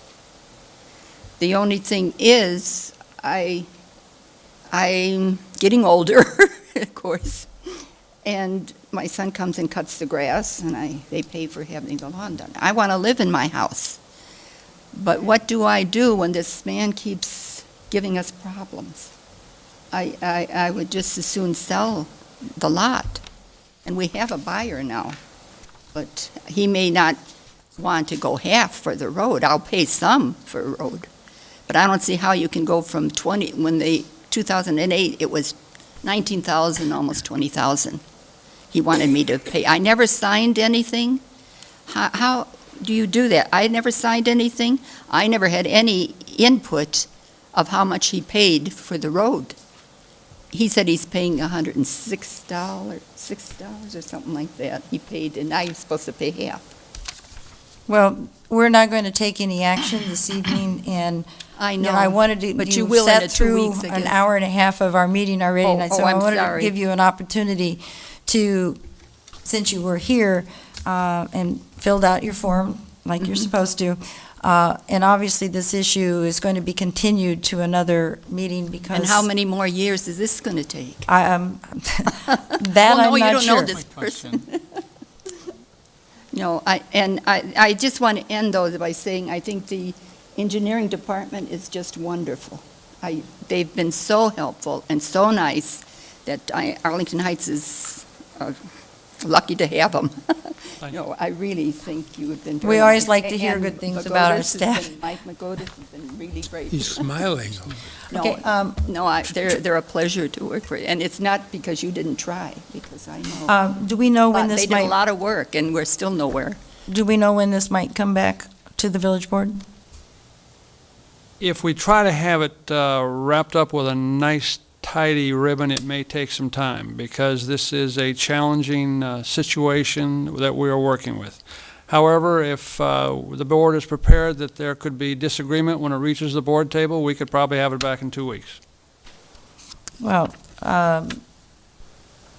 it doesn't matter to me, it's when staff feels it's ready and, We felt it was ready until 11 o'clock this morning. okay. Can you imagine? Trustee 11 this Sidor, morning? I was going to ask That's the why same we're here question, today, Mayor. too. We thought they were going to finalize today or something. How- Okay, Trustee Sidor? thank you. I was going to ask the same question you asked us Okay. of Mr. Dixon, because I understand you have a buyer. So you can't Mrs. imagine, I never thought that would be this much trouble, because when I was selling the lot in 2008, anyone who bought the lot then would agree to put a road in, and it would only go up to mine, but then this puts in, and then wants me to pay for all his road. And I think the architect he had, also, it could have been done for less money, probably. And I had no say-so in what architect they were using. So why should I be? I need help. I thank you, but we're going to have to conclude this because we don't have all the parties here, and it's Oh, not yes, fair I'm to sorry. discuss it with I took without my everyone time. present. Right. So, we'll certainly make sure when it does come back that Mrs. Bobakowski Babowski is notified to make sure that she Well, can they again are very join us. great to let me know. They've always been. All right, thank you. I don't believe I have any other blue slips. So we would now move, let's see, I need a motion to remove item, let's see, there were two? There were two items to be removed Yes, from the 10A and 13A8. Yes, can I have such a motion to defer those two items? So moved. Second. Motion by Sidor. Trustee Sidor, seconded by Trustee Scaletta. Scaletta. I knew it was on the left side, couldn't pick up that voice. Any other comments? Yes. Yeah, Trustee Scaletta. I'm going to be recusing myself from 13A6, as I did last week. Okay. 16A. No. 13A. 13A. 13A6. Oh, Starson McGinn. Okay, first we have the motion to remove two items for a future date, as indicated by Mr. Dixon. We had a motion and a second. All those in favor of that motion signify by saying aye. Aye. Opposed, say nay. Motion carries. Let the record show, because now I would just ask if there are trustees who wish to remove an item or vote no, and you've indicated that Trustee Scaletta is recusing himself on number 6 under legal 13. Any other? Move approval of the remaining items on the consent agenda. Motion to Second. approve, and by Trustee Hayes, seconded by Trustee Sidor. And you were indicating, what else was, Trustee Scaletta was on two? Clarification. John, do 6 and 7. you want 7 also? 6 and 7. One second, thank you. Yeah, they're both Star Cinema. Yes, thank you. 6. Same reason, just the appearance of impropriety. Okay, you got that, Becky? Okay. We have a motion and a second for concurrence on the consent agenda. Is there anyone in the audience that wish to address anything on the consent agenda? Seeing none, roll call. Trustee Hayes? Yes. Trustee Sidor? Yes. Trustee Blackwood? Yes. Trustee Breyer? Yes. Trustee Rosenberg? Yes. Trustee Scaletta? Yes. President Mulder? Yes. We now move to page 7, new business.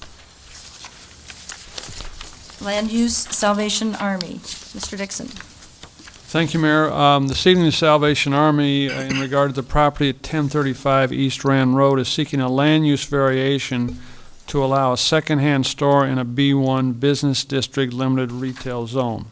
In addition, they're asking to waive the requirement for a traffic and parking study from a certified traffic engineer. On February 13 of this year, the Plan Commission held a public hearing. The Commission unanimously recommended approval of this petition to the Village Board with conditions. Petitioner present? Yes. Please come forward, identify yourself, please. My name is Mitchell Mohammed. I'm an attorney for the Salvation Army. To my left is Ronald McCormick, and he's the property manager for the Salvation Army. Unfortunately, Major Larry Manzella, who was planning on being present, is ill, as is his wife. I just found out they're running temperatures. We're sharing.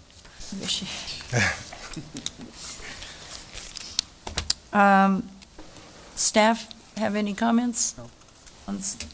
It comes to us with a recommendation for approval. And I'll Trustee- move approval. Second. A motion by Trustee Hayes, seconded by Trustee Breyer.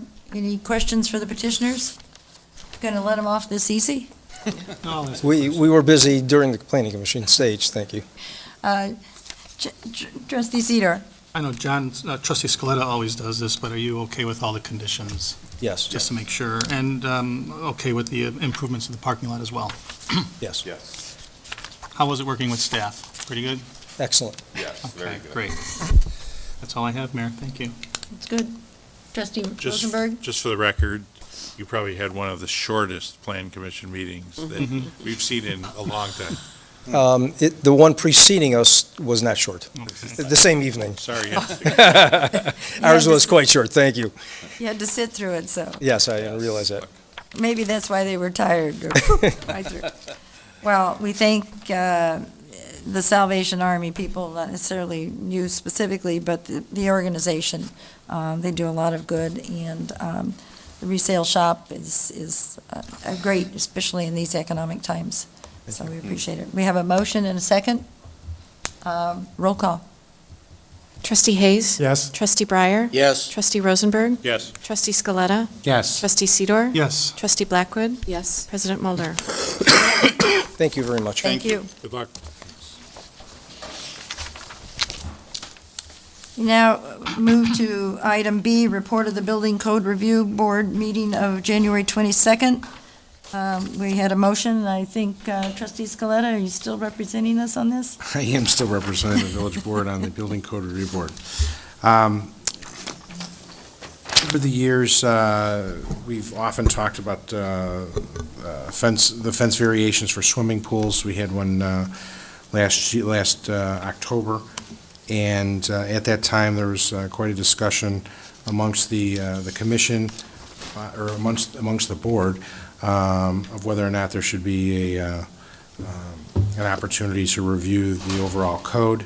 And so staff did their diligence and went back and tried to understand when it was put in, why it was put in, and ultimately the Building Code Review Board determined that they would like to reduce the requirement from 60 inches to 48, and I would move approval. Second. There's a motion by Trustee Scaletta, seconded by Trustee Hayes. With concurrence, a question from Trustee Rosenberg. James, I guess you'd be the guy here. Might want to come up. Question as far as the 4-foot fence issue. I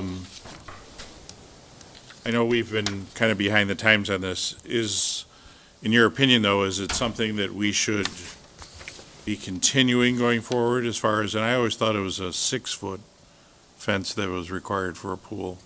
Yeah, village code for residential pools right now is 5 foot, but all the state codes, international codes are 4 foot, so we would just be in line with the codes. Are we aware of any history that, there's been any cases that you know of that have had it's been more problematic with the 4-foot versus a 5-foot, or any kind of things that you could look No. at in the past as far as any kind of issues with that? Yeah, not to my knowledge, the commercial swimming pools are also 4 feet in height, 48 inches. Was there, just curious as to what the logic was for the change years ago from 5 to 4? Yeah, we looked back into the code, and it happened somewhere between 1955 and 1965, and we don't have any records to explain why they increased the height to 5 foot. Weren't around then? Norm? Wasn't around.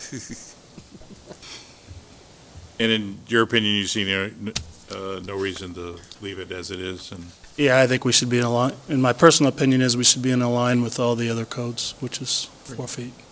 yeah. I mean, my only issue is just, I was just concerned about the safety issue, so. Thank you. Any other questions? Just one clarification. Trustee Scaletta? The Building Code Review Board is definitely concerned about safety, kind of the whole point of the board, but not giving you a hard time there, Trustee Rosenberg. But Sure. I would say that that really this kind of came up when we were reviewing the updates to the codes, the International Building Code, the Residential Code, and then ultimately we started talking about swimming pools and the codes for those. And as we were discussing that, this did come up. And so when we did have a variation request, we then said, let's go back and take a look at it again. And that's what staff did, and we just thought that we should be in line. We don't need to be more strict on something like this. Thank you. Any other questions? We do have a motion, or do we have a motion and a second? Okay. To approve this amendment. Any other comments on the Building Code and Review Board? We've got a recommendation. We have a motion, a second to concur. Roll call. Trustee Scaletta? Yes. Trustee Hayes? Yes. Trustee Sidor? Yes. Trustee Blackwood? Yes. Trustee Breyer? Yes. Trustee Rosenberg? Yes. President Mulder? Yes. We now move to item C, Chapter 28, text amendments. Mr. Dixon?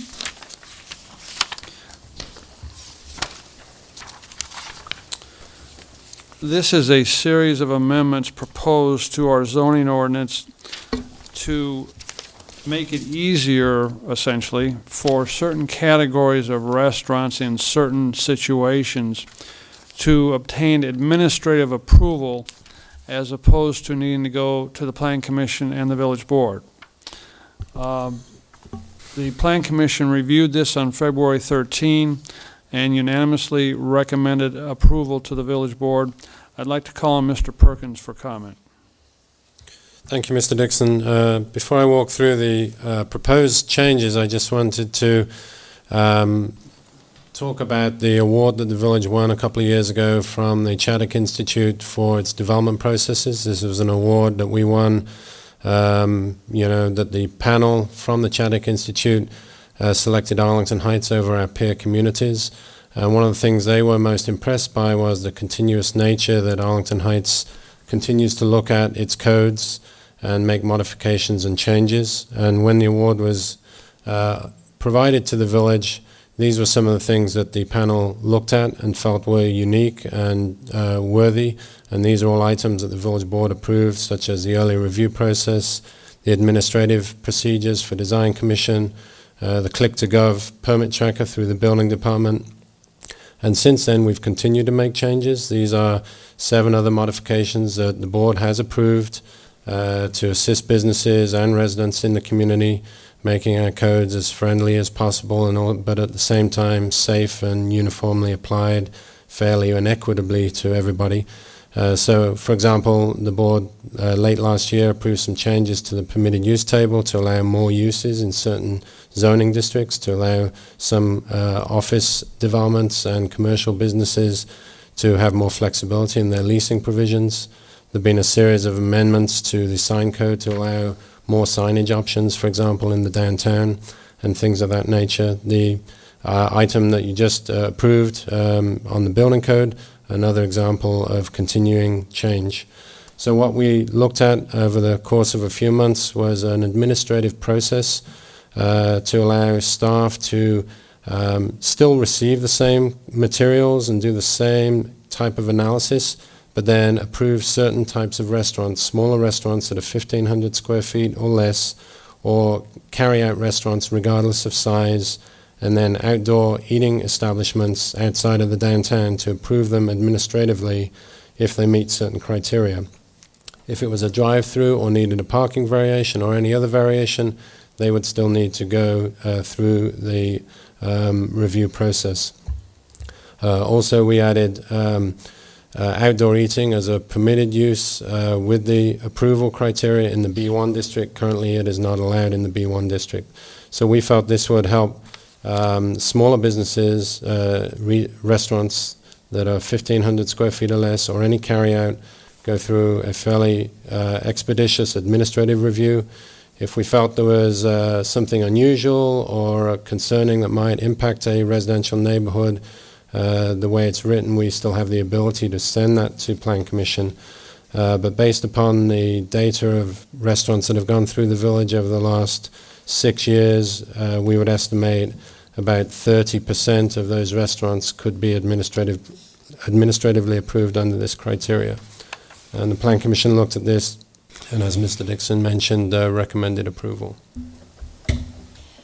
Thank you, Charles. I think what we have before us is an outgrowth, and I think, it would be appropriate to commend our manager, Bill Dixon, and staff. It's been a number of years where we had numerous meetings with developers and petitioners about streamlining and finding ways to make it easier to do business with the village of Arlington Heights. And this is another step of streamlining and simplifying, and I think that speaks well of our staff and the longevity we've had with some of our staff, so they know what they can evaluate things more quickly. But for this board to continually, as we meet every other year, to set goals for and expectations for our staff, and I think this is one of the programs that has made it easier to do business in the village of Arlington Heights, and that we're always open to how do we make our process more user-friendly, and yet make certain that our standards are being met, the codes are being met, and all that is required. So I think this is an example, and I think we have to kind of thank the staff and show our appreciation by letting them know that this is helping the community be what we want to be. Trustee Scaletta. Thank you, Mayor. I like this for 3 reasons. The first one, it came with full recommendation from the Plan Commission. 2, it's streamlining the process for doing business in the village is one of the recommendations from the Downtown Redevelopment Task Force. And as the mayor mentioned, this would be my 3rd point, is that it is one of the board's goals to continue to streamline the process to make doing business in the village of Arlington Heights easier each step that we take, and we're taking one tonight, and I would move approval. Second. Motion by Trustee Scaletta, seconded by Trustee Hayes. Other comments? Trustee Rosenberg. Charles, just curious if we as the trustees, I guess what will be the process? Do we get notified of projects like this, before they get formally finalized, or no? No, we would collect the information, do the detailed review that we do normally, make sure that all the health issues on the kitchen were acceptable, make sure the parking met code, make sure that the refuse areas and collections are appropriate and screened and nuisance to adjacent neighbors. Once that was accomplished and it met our criteria, we would then issue an administrative approval, and then they could go straight for a building permit. We would report all of the reviews that we do in our monthly report, or we could provide a separate report, which is what we do with the Design Commission. We provide a separate report to the Design Commission on all the administrative reviews that we sign off on, but we don't notify them ahead of time. Mr. Dixon? In regard to Trustee Rosenberg's question, and by way of reassurance to the board, I'm not sure the situations are totally comparable, but this is somewhat like what we have been doing with the Design Commission, where there is an administrative review and there's not a reporting or a waiting for any comment from the Design Commission before those things are approved administratively. Now, not every case, obviously, is approved administratively, and that will still be the situation here. But this will definitely provide an expediting for many small changes. Well, I think of signs right off. We used to have to approve almost every sign, and several years ago, there was some administrative review on those, the simpler ones, especially renewing or refreshing signs, they didn't need to come back. So, you know, I'm sure in our community, if someone feels that they were denied, they would petition to get further review. So, you know, I think we just have to be careful that we continue to be very fair and equitable. And I could just give one example that happened very recently. About a week ago, there was a sign application for a business downtown, and we changed the code a few years ago to allow administrative review of those as opposed to everyone going to Design Commission. This particular one, we had some concerns about the design, so we sent it to the Design Commission for them to review. We got it to the Design Commission within a couple of weeks, so it didn't slow that business down. The Design Commission reviewed it and approved it, but it was of a nature that we had some concerns, so we erred on the side of safety and sent it. And so that process seems to have worked pretty well so far, and you know, we would do the same thing here. I think to make certain that the quality is attained and our standards are met is the key, because you don't want one business said, how did that sign come out? You wouldn't let me do that. So consistency is extremely important in my mind. Trustee Rosenberg? So, Charles, are you saying that where you feel there is a problematic petition, It'll go to design. that would it come then to the board then? Is that the next step, or? Well, if we felt we had concerns about a particular restaurant, we, in the language in the proposed changes, we have the ability to send it to Plan Commission and then the Village Board through the process that we have in place now, even if it met the criteria. So if there was an area we had concern, or we had some objecting neighbors, say, that we couldn't work out a resolution, we have the ability to be able to send that to Plan Commission. We'd envision, because these are smaller restaurants, that would be fairly rare. You know, but we would have to monitor that as we implement this process. Yeah, I was just curious in case there's issues with, you know, egress and ingress or things like that, that, you know, not to say that you guys don't try to answer all the questions, but we sometimes come up with things that Absolutely. are different, so just curious. Okay. Thank you for the chart in comparison with neighboring communities, too. That's always interesting. Any other questions, Trustee Sidor? Thank you, Mayor. This is just a little nitpicky thing. I think this is a really good thing, and I echo what Trustee Scaletta said. I'm just hoping that, I was looking at the color thing, right? What's a vibrant color? It's almost like what pet is allowed as a normal pet in the village of Arlington Heights. It's kind of ambiguous. So I just hope that nothing gets hung up over a color issue, that you know, we're arguing over somebody's brand might have a certain specific color that they might want outside, that I don't know what harmonious with the rest of that's, you know, it's all preference at that point. But I think this is a good thing. I just encourage staff to, you know, be lenient and in the ways that they can when, if it does come down to we want a whatever color umbrella or whatever color chair, you know. Yeah, I think you're referring to the outdoor eating provisions in the B1. Yeah, I was looking at that, and even some of the commissioners were discussing it in the minutes, yeah. That's the exact language that we have in all the other districts, and right now it's not allowed in B1. And you know, we've been pretty flexible in you know, in handling that with the restaurants. I'm not aware of any issues. Thank you. Thank you, Mayor. Okay. Any other comments? We have a motion and a second. There's a motion and a second? You Yes. have it on there? Any other questions? Roll call. Trustee Scaletta? Yes. Trustee Hayes? Yes. Trustee Sidor? Yes. Trustee Blackwood? Yes. Trustee Breyer? Yes. Trustee Rosenberg? Yes. President Mulder? Yes. As indicated, item 13 has been removed from future meeting. And I would... No. That was on consent. That one's still good. I thought this one was as well, Mr. No, we Dixon? took 2 off consent. The item that's next on the agenda still awaits board action, whatever the board chooses to do. Okay. I can present it if you'd like, or if you think the board's going to do something else, you could proceed. No, you can go ahead and present it, Mr. Okay. Dixon, please. This is an ordinance, a proposed ordinance amending Chapter 13 of the Municipal Code. It pertains to changes in the liquor code, and particularly changes designed to tighten the Bassett training requirements.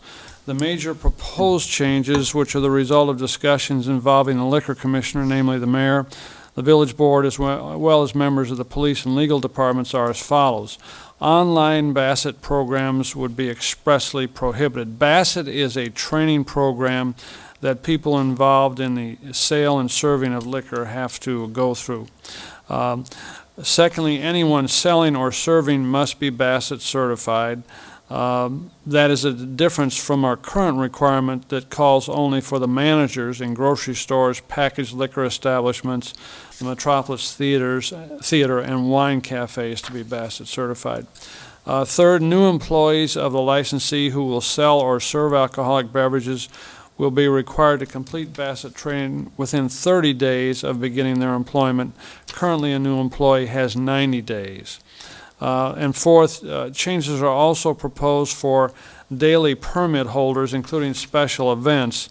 The current code requires only that one person who is managing the liquor sales and service be Bassett trained. The police department has concerns about the lack of Bassett trained supervisors at some of these events. Therefore, the proposed revisions require a Bassett trained individual at each location: 1, where tickets for liquor are sold; 2, where, if used, wristbands are distributed; and 3, where liquor is actually served. Where liquor is actually served, there shall be only one Bassett-trained individual supervising every 5 servers. I understand there was some comment about this this afternoon received, and the mayor may have more to advise you. It was a request by a liquor license holder that all liquor license providers would be notified about this before we moved on whether Bassett training would be completely eliminated by the online. They felt that it was adequate. My recollection of the immediate last hearing we had for liquor violations, the majority of them coming through our compliance checks, demonstrated that with only one exception, all the offenders had obtained their Bassett online as opposed to in person. But it's not to say that the online is not effective, but, there's no way of knowing whether the person, in fact, did all the answering of the questions and retained it, or if they had some coaching, because it's done online. So that was put on there. It would certainly be better. Whether it becomes a problem on a cost, because I think some restaurants fund all their personnel for that training, and they have to lose that employee while they go get the training in person, and so they wanted to have a little voice on it. So they were hoping that they could have some input, and we should perhaps notify them before we take action on that part. Some of these other things that the police department has brought up, we could address tonight. Trustee Hayes. I think it is a good idea to defer any formal vote on this until we do receive input from the business community. I think we have so many liquor license holders here in the village, and I would like to hear from them in terms of what the potential impact would be on their businesses. I think there's some good provisions here. I would certainly just like to hear from them. We've learned this lesson in the past, I think, on a couple of proposed ordinances where it appeared to be a good idea, and we went ahead and voted on it, and then we received input after we had already voted, And so I think it's a good idea where we don't have a real sense of urgency here to step back and take the opportunity to gather input before we take a formal vote on it. Any other comment? Trustee Sidor? Just quickly, I concur with Trustee Hayes. One of the license holders did reach out to several of us and made some very good points that I don't think we considered in the past. And I'd like to defer discussion on that, but obviously with our men in blue here, we should discuss item number 4 on the staff recommendation, in my opinion. Thank you, Mayor. Thank you. And Trustee Rosenberg? Well, I'm just curious, have we had any issues in a case of, let's say, a grocery store where typically if a customer comes to the register, they call 21, and a 21-year-old or over, obviously, who has supposedly been Bassett trained, goes over to the register and qualifies that person? Has there been any issues in that situation? I don't know if somebody wants to. I think from Captain staff. Niedrich should comment. Good evening, Mayor and members of the board. The police department's perspective on this issue is the shortcoming in the village code for packaged liquor establishments is really there needs to be no one on site who has Bassett certification, not the seller. As long as the manager is Bassett certified, but there's nothing in the code that specifically says the manager has to be on premise at the time of the sale. So we consider that to be a shortcoming in the code.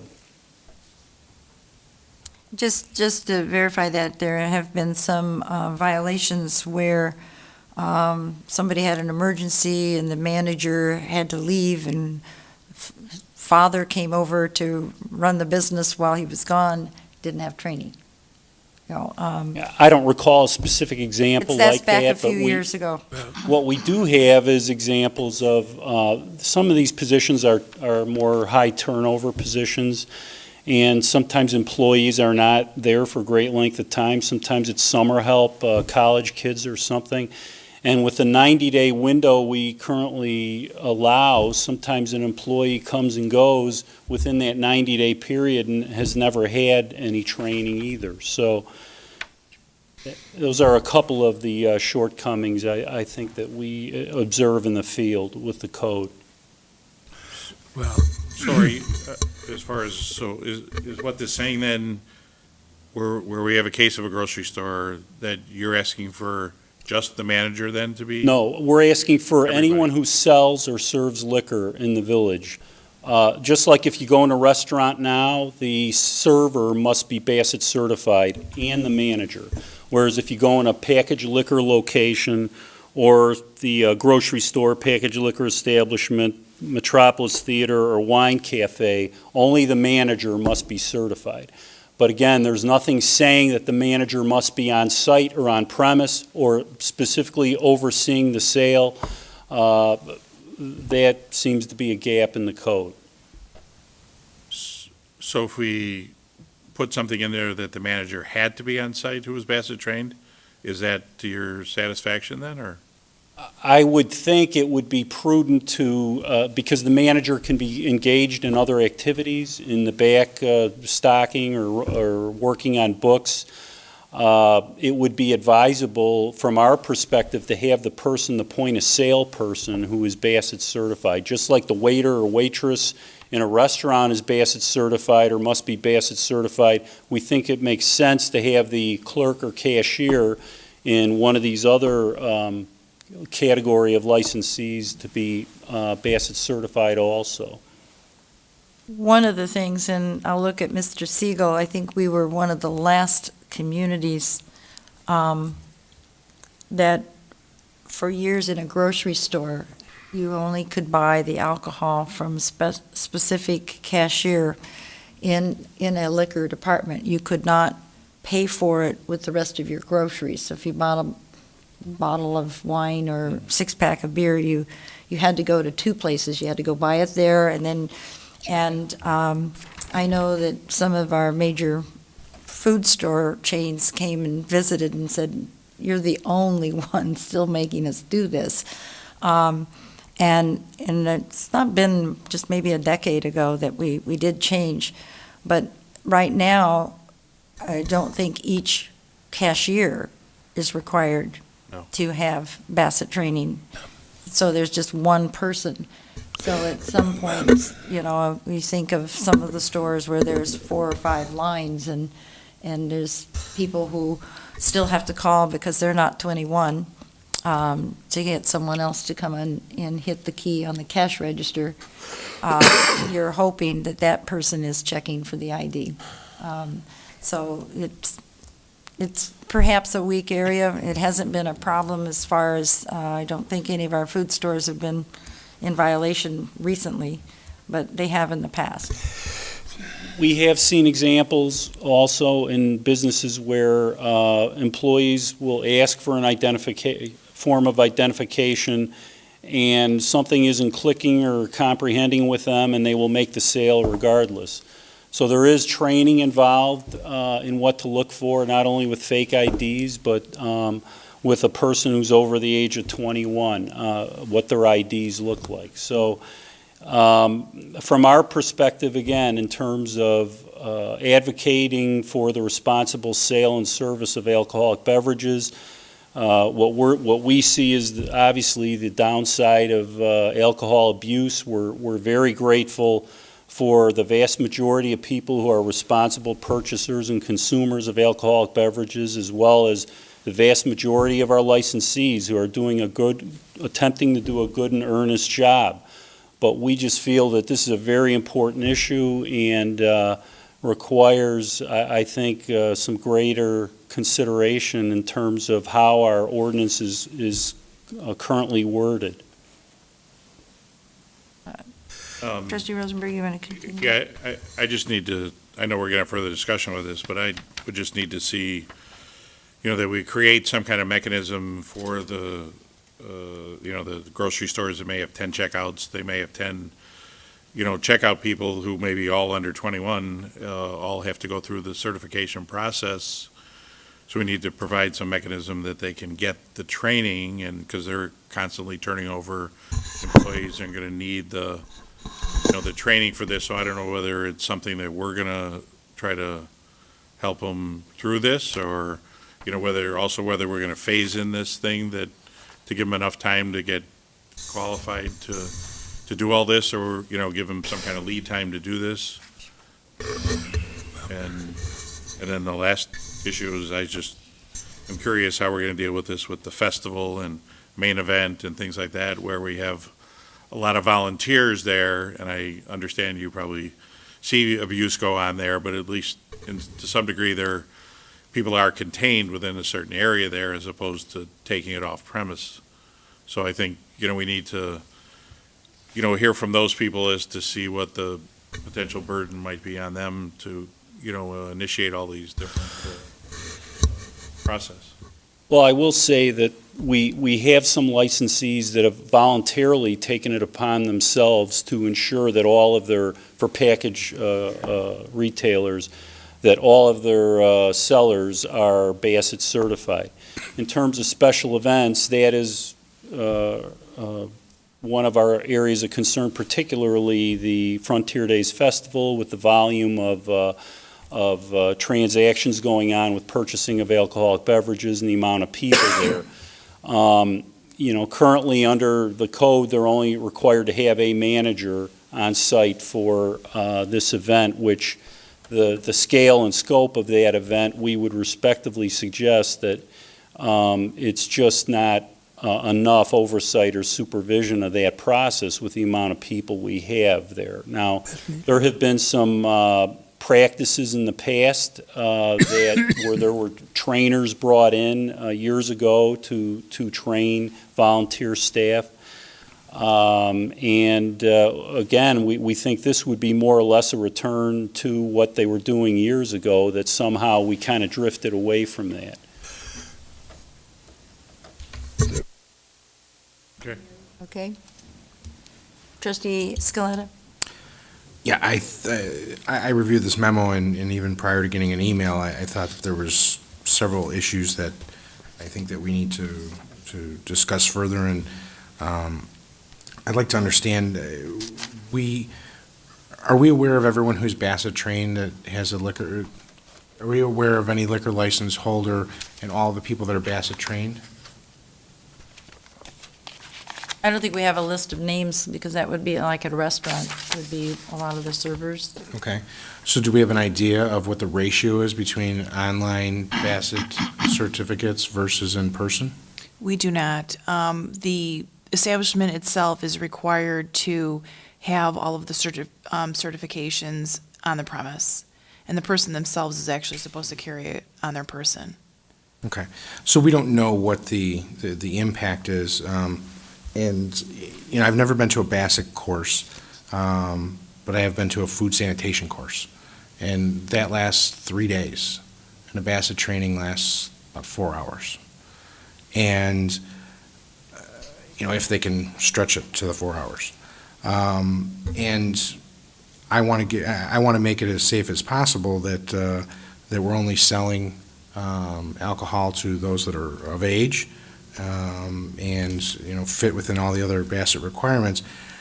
It just looks like we're making a lot of changes all at one time, and I think that some of them are necessary, but we really need to step back and look at what the overall impact of all of these changes are, because it's a lot of changes coming at once. And I think that we need to, I did talk to a couple other liquor license holders, and they do use the online form. And I don't even think this is a very good survey, but it doesn't appear that employees are paid for their time when they go to a course. However, if they're doing it, you know, maybe on premises on a computer, maybe they are paid. And I think that, you know, I'm probably getting ahead of myself, but I'm thinking that maybe, you know, our number one should be something like, that we strongly suggest that people have in-person classes instead of expressly prohibiting the online ones, because I think we're now punishing those that might have a good record, even though they're using the online courses, versus, you know, those who might have been in person and still are in violation. And so I really think that we need to take a look at this, and I would like to hear from other liquor license holders, and I think that prior to them all coming together, that we need, as a staff, we need to gather more information so that we can kind of have more details before we make a drastic change to the requirements to sell liquor. Trustee Blackwood? I agree with most of the comments that have gone on this evening. I think 1 through 3 require the inputs of, whether they're store owners or restaurant owners, or whether they're grocery stores, that sort of thing. But number 4 does resonate with me, because when we have the events that we have during the summer, I think we really need to really consider the group effect that we would have of volunteers. As Trustee Rosenberg said, you have trustees, I should say, volunteers come in, and whether we can have group training on something like that, or I don't even know if there's such a thing as a temporary Bassett certificate for people who volunteer for something like this. Probably not. I think that it's probably very regimented and forthright within guidelines. But I think that's probably the thing that's most critical going forward. The rest of this, I think, 1 through 3 requires the input of owners, of individuals who require Bassett certification for serving liquor in any capacity, packaged or in a restaurant-type scenario. I did have a discussion with the liquor license holder, and they said they would really like to be notified, and I think that's probably a good process before we take any kind of action, is that we'll let them know what we're considering, and share a copy of these, particularly the first 3 items have you indicated. What about number 4, though? Is there such a thing as a temporary Bassett certification for volunteers? I don't know. That's what they were doing at the festival years ago. They had someone coming in who was providing training.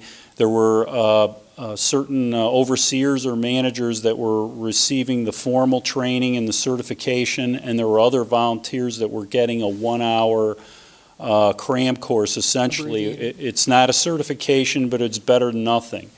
And unfortunately, as I say, they, for some reason, had got away from that over the years. But quite frankly, I think anything would be better than what we're doing now. And what we're seeing, what our people in the field are seeing, is a real gap in responsible service and selling of these beverages, especially in high-volume situations like that. Again, we're grateful for the amount of people who stop by for a couple of drinks in the course of the evening and make their way home, but we have plenty of people that are there long after they should be there, and our officers are left to deal with those situations at the end of the night. And we find that those people, from a risk management perspective, those people are not always as agreeable to police suggestion or direction as we would like. So, and plus, many of them, if they were all getting a ride home, I would be comforted by that. But I would hazard a guess that some of them are climbing into an automobile, and those are what our concerns are. Thank you for that. Trustee Scaletta? With the festival and with Main Event and with the Taste, is it possible for the police department to hold an event here at the Village Hall in order to be able to do some of that training? We with the assistance, we would need some assistance in getting it done, but we could hold such an event within the village.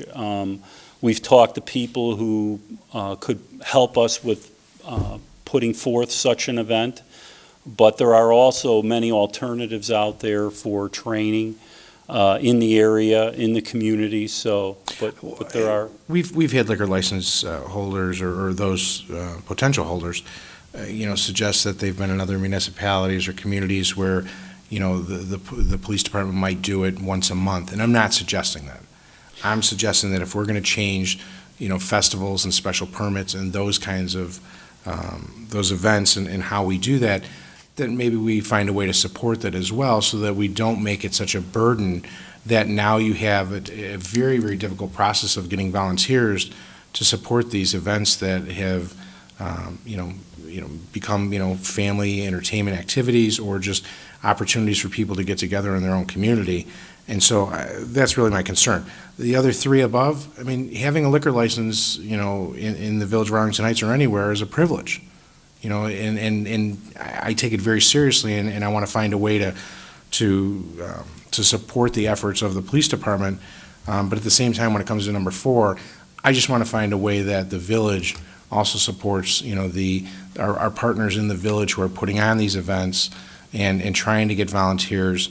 Because it's difficult to get volunteers. It's going to be even more difficult to say, oh yeah, by the way, if you could go to a class over at Harper or somewhere else, that's really going to be a hardship. And so I just want to see if we can find a way.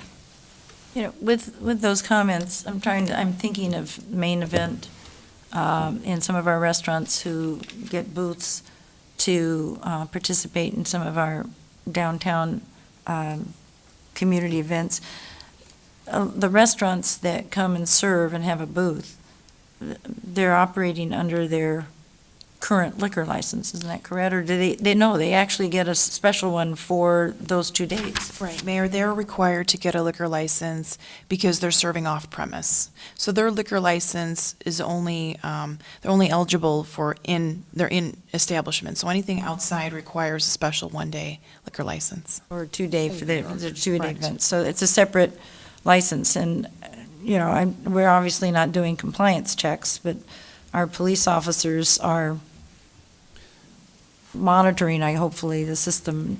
But do we need to put anything else, or it seems to be working okay? Currently, the way that the special 1-day liquor license works is that they just have to have one manager that is on the premise that's overseeing those that are selling or serving alcohol. And there's an age restriction as well, is there not? 19, correct. But also, we have instituted, especially in Main Event and Taste of Arlington, that those that are 21 get wristbanded, so they can be identified a lot easier than if the police department sees somebody that is underage. the wristbands for everyone, regardless of their age. If you're going to be drinking 21 and over. Yeah, that's what I was referring to. Any other comments or questions? I'm over here. Oh, I know. Trustee I Breyer. get hidden over in this corner. I try to hide you as well as I can. Well, I'm not going to let you succeed. What is the typical cost of an online course versus in person? I think the roughly, Diana has I can it, actually like- address that. So the state of Illinois, I looked online as early as today, they have over 210 Bassett providers across the state of Illinois that are certified to teach, to instruct. And there's many in Arlington Heights and the surrounding communities. So the cost for an in-classroom course is typically, from what I can gather, between around $30 to $50. And so, if an establishment has multiple employees or they group together with some surrounding restaurants, they could get a better group discount rate. So if you're looking at an online course, there are some that are certified by the state of Illinois. They have to be. And those range from about $15 up to about $40. All right, so we're not creating a financial hardship, it sounds like, in requiring in person. The online programs, typically those expire in 3 years. The Bassett in classroom style doesn't expire unless the municipality dictates that it has to be renewed annually, 3 years, something like that. That's it. Trustee Scaletta? When you suggest that there's no hardship, we're not talking about the business covering the cost of the Bassett, we're talking about the individual employee. So if you're a server making, I don't even want to guess what you're making as a server, but if you're a server and you're paying that out of your own pocket because it's not required that the liquor license holder pay for your Bassett training, it may just be a requirement to have the position, you're going to spend that money and we're now requiring that people go there. I also think that, maybe we have to, impress upon the liquor license holder that they have a greater responsibility than being Bassett trained, that they also need to inform their employees and go over what they learned and not just assume that, they took the course, they know everything that they should know, but, continue to review it and continue to have meetings. And I think that it's a greater responsibility of the liquor license holder as well, and that's something that we need to take into consideration. Any other comment? I would just add that in our last round of compliance checks, a number of the violations were done by people who weren't current or had come in to just help. So the training is very key to the appropriate checking of legal age. And it's very, very important. But I would agree with the comment, I think it was Trustee Scaletta, that 1, 2, and 3, we really need to share these concerns, I think, with our liquor license holders before we would take any formal action, so that they can respond and share their concerns, because I did hear from one making that request today. Just to drive home your last point, Mayor, of our 6 underage sale violations in 2012, 3 of them were at packaged liquor locations by an employee, and there was no Bassett certification obtained or required by ordinance. I think that might be the bigger problem than online versus in person. And so I think we should come back. I think we should table the whole thing, because I would ask that staff at least reach out to our partners that host these events to figure out what the impact is going to be and how we might be able to work together to make sure that they're able to comply and still get the volunteers to put on the festivals that have become so important to the quality of life in the village. What about number 4 as well? That's what I was All talking 4 about. of them? Yes. Trustee Rosenberg? And just one last point that was raised, as far as I think maybe we should also look at this issue of renewal period, that if somebody takes a class, that they don't have any cause to have to renew or get recertified, that maybe we should create some kind of clause in there that every so many years, that certification be renewed or updated or requalified, 3 to 5 years or something. We can do that. Any other comments? Move to table? Second. Motion by trustee Scaletta, Second. second by trustee Hayes to table these recommendations for changes within the ordinance of the liquor code to a future meeting after we've been able to communicate with our license holders, as well as maybe find out a little bit more of what maybe other communities are doing as far as renewal. I'm wondering, a refresher course, should that be required, or how long? Because I think, did I hear there's a 3-year renewal on the online, but if you take the class, it's good for life? It depends on the municipality. If the municipality went ahead and imposed, there are some that require annual renewals, there's some that require 3 years, there's some that are 2, so it varies. Perhaps We do not have any. staff should consider that, whether we look at the violations and feel if that would serve our community better. Certainly. Is everyone okay with that? Yeah. Thank you. Thank you. Thank you, Rich, and thank you for our police officers. I know festival's always a challenge, and so are our street fairs. It's always dark, and they have a bracelet on, but if it's cold, there's going to be a coat over it. It's rather challenging, but I know you guys do the best you can to keep everybody happy but safe. I just have a question for... Trustee Blackwood? Yes. For the individuals that you were talking about at festival, it may be any event, not just festival, but you say they may be overserved and they have their little wristband on. Do you find that most of the folks that and then you have to take care of them because they're jumping into cars or they're just, acting inappropriately or however they're acting out, are they usually underage individuals? No. Well, as a matter of fact, we have 2 separate issues. Last year, we had the most underage people that we've ever dealt with at the festival. We had 10 underage youths charged with consumption or possession of alcohol by minors. 4 of them were at such a state of intoxication that they were hospitalized because it was deemed to be a medical emergency for them. However, none of those kids were acquiring alcohol from the festival. They were all bringing alcohol to the festival. So I don't want to speculate, but one might consider perhaps there's an atmosphere there where the kids are seeing a lot going on in terms of what's going on in the beer garden area of the tent, and feel that it's an environment that's conducive to that sort of activity. But the people we're dealing with are of age, legitimately of age. But again, we're grateful for the vast majority of people who know when to say when. They're responsible. They stop by with family or friends, have a couple drinks, and head home.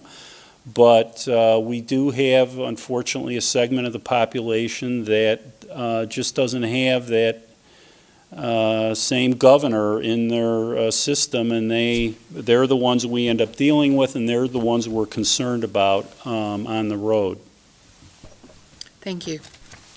Trustee Sidor? Just a quick, thank you, Mayor. Just quickly on a timing issue, my personal opinion is that we move forward with this at a relatively soon future date, so that when festival season falls into Arlington Heights, we're prepared with whatever changes we're going to make to help out the police in this area. Is that possible?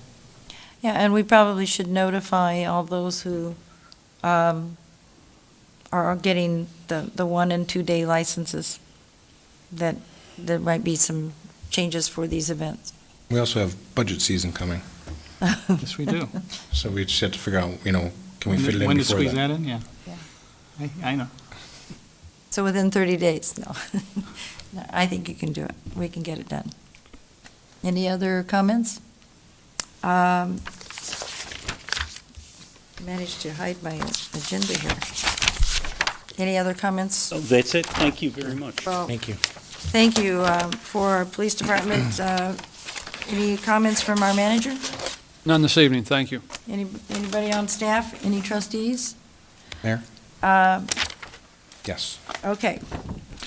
So there's a committee for, that is trying to raise some funds for Metropolis, and so this Saturday, there's the Metropolis Mardi Gras. It's going to be held at Mr. D's Sports Bar at Arlington Park Racetrack. It's $50 a person. It's all inclusive of food and open bar. There's live music from a local band, Modern Elixir, silent auction, raffles, and of course the crowning of Mardi Gras King and Queen. Our King candidates, Matt Hahn, Tom Kivlahan, and John Riddler. Our Queen candidates, Leslie Delahanty, Amy Philpott, and Crystal Seifert. You can get tickets right at the Metropolis box office, 847-577-2121, and the proceeds of the event benefit Metropolis. That's it. There was a hiatus of this event last year, but it was held on, and I would thank publicly Trustee Scaletta for creating this event a few years ago.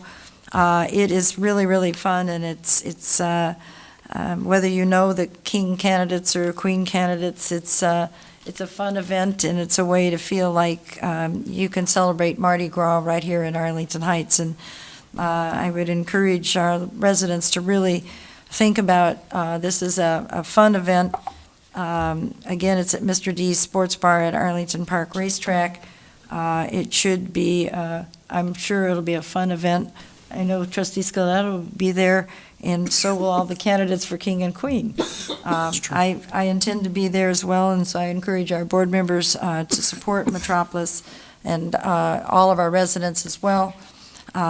It's fun, and it's a good cause, and our Metropolis is a favorite draw for people because our restaurants really love, and there's a lot of benefit to our downtown restaurants there for people who attend our performances at Metropolis. So it's a win-win, and hopefully you enjoy it. Any other announcements for special events? That's it. We need a motion for adjournment. So moved. Second. A harmony there. We'll give a motion by Trustee Blackwood, and how about a second? Trustee Second. Scaletta. All those in favor signify by saying aye. Aye. Opposed? Motion carries. Thank you, everyone, for joining the Village Board of Trustees this evening, and we wish you a safe week. Hopefully, our temperatures won't be too cold. Good night. This meeting is now adjourned.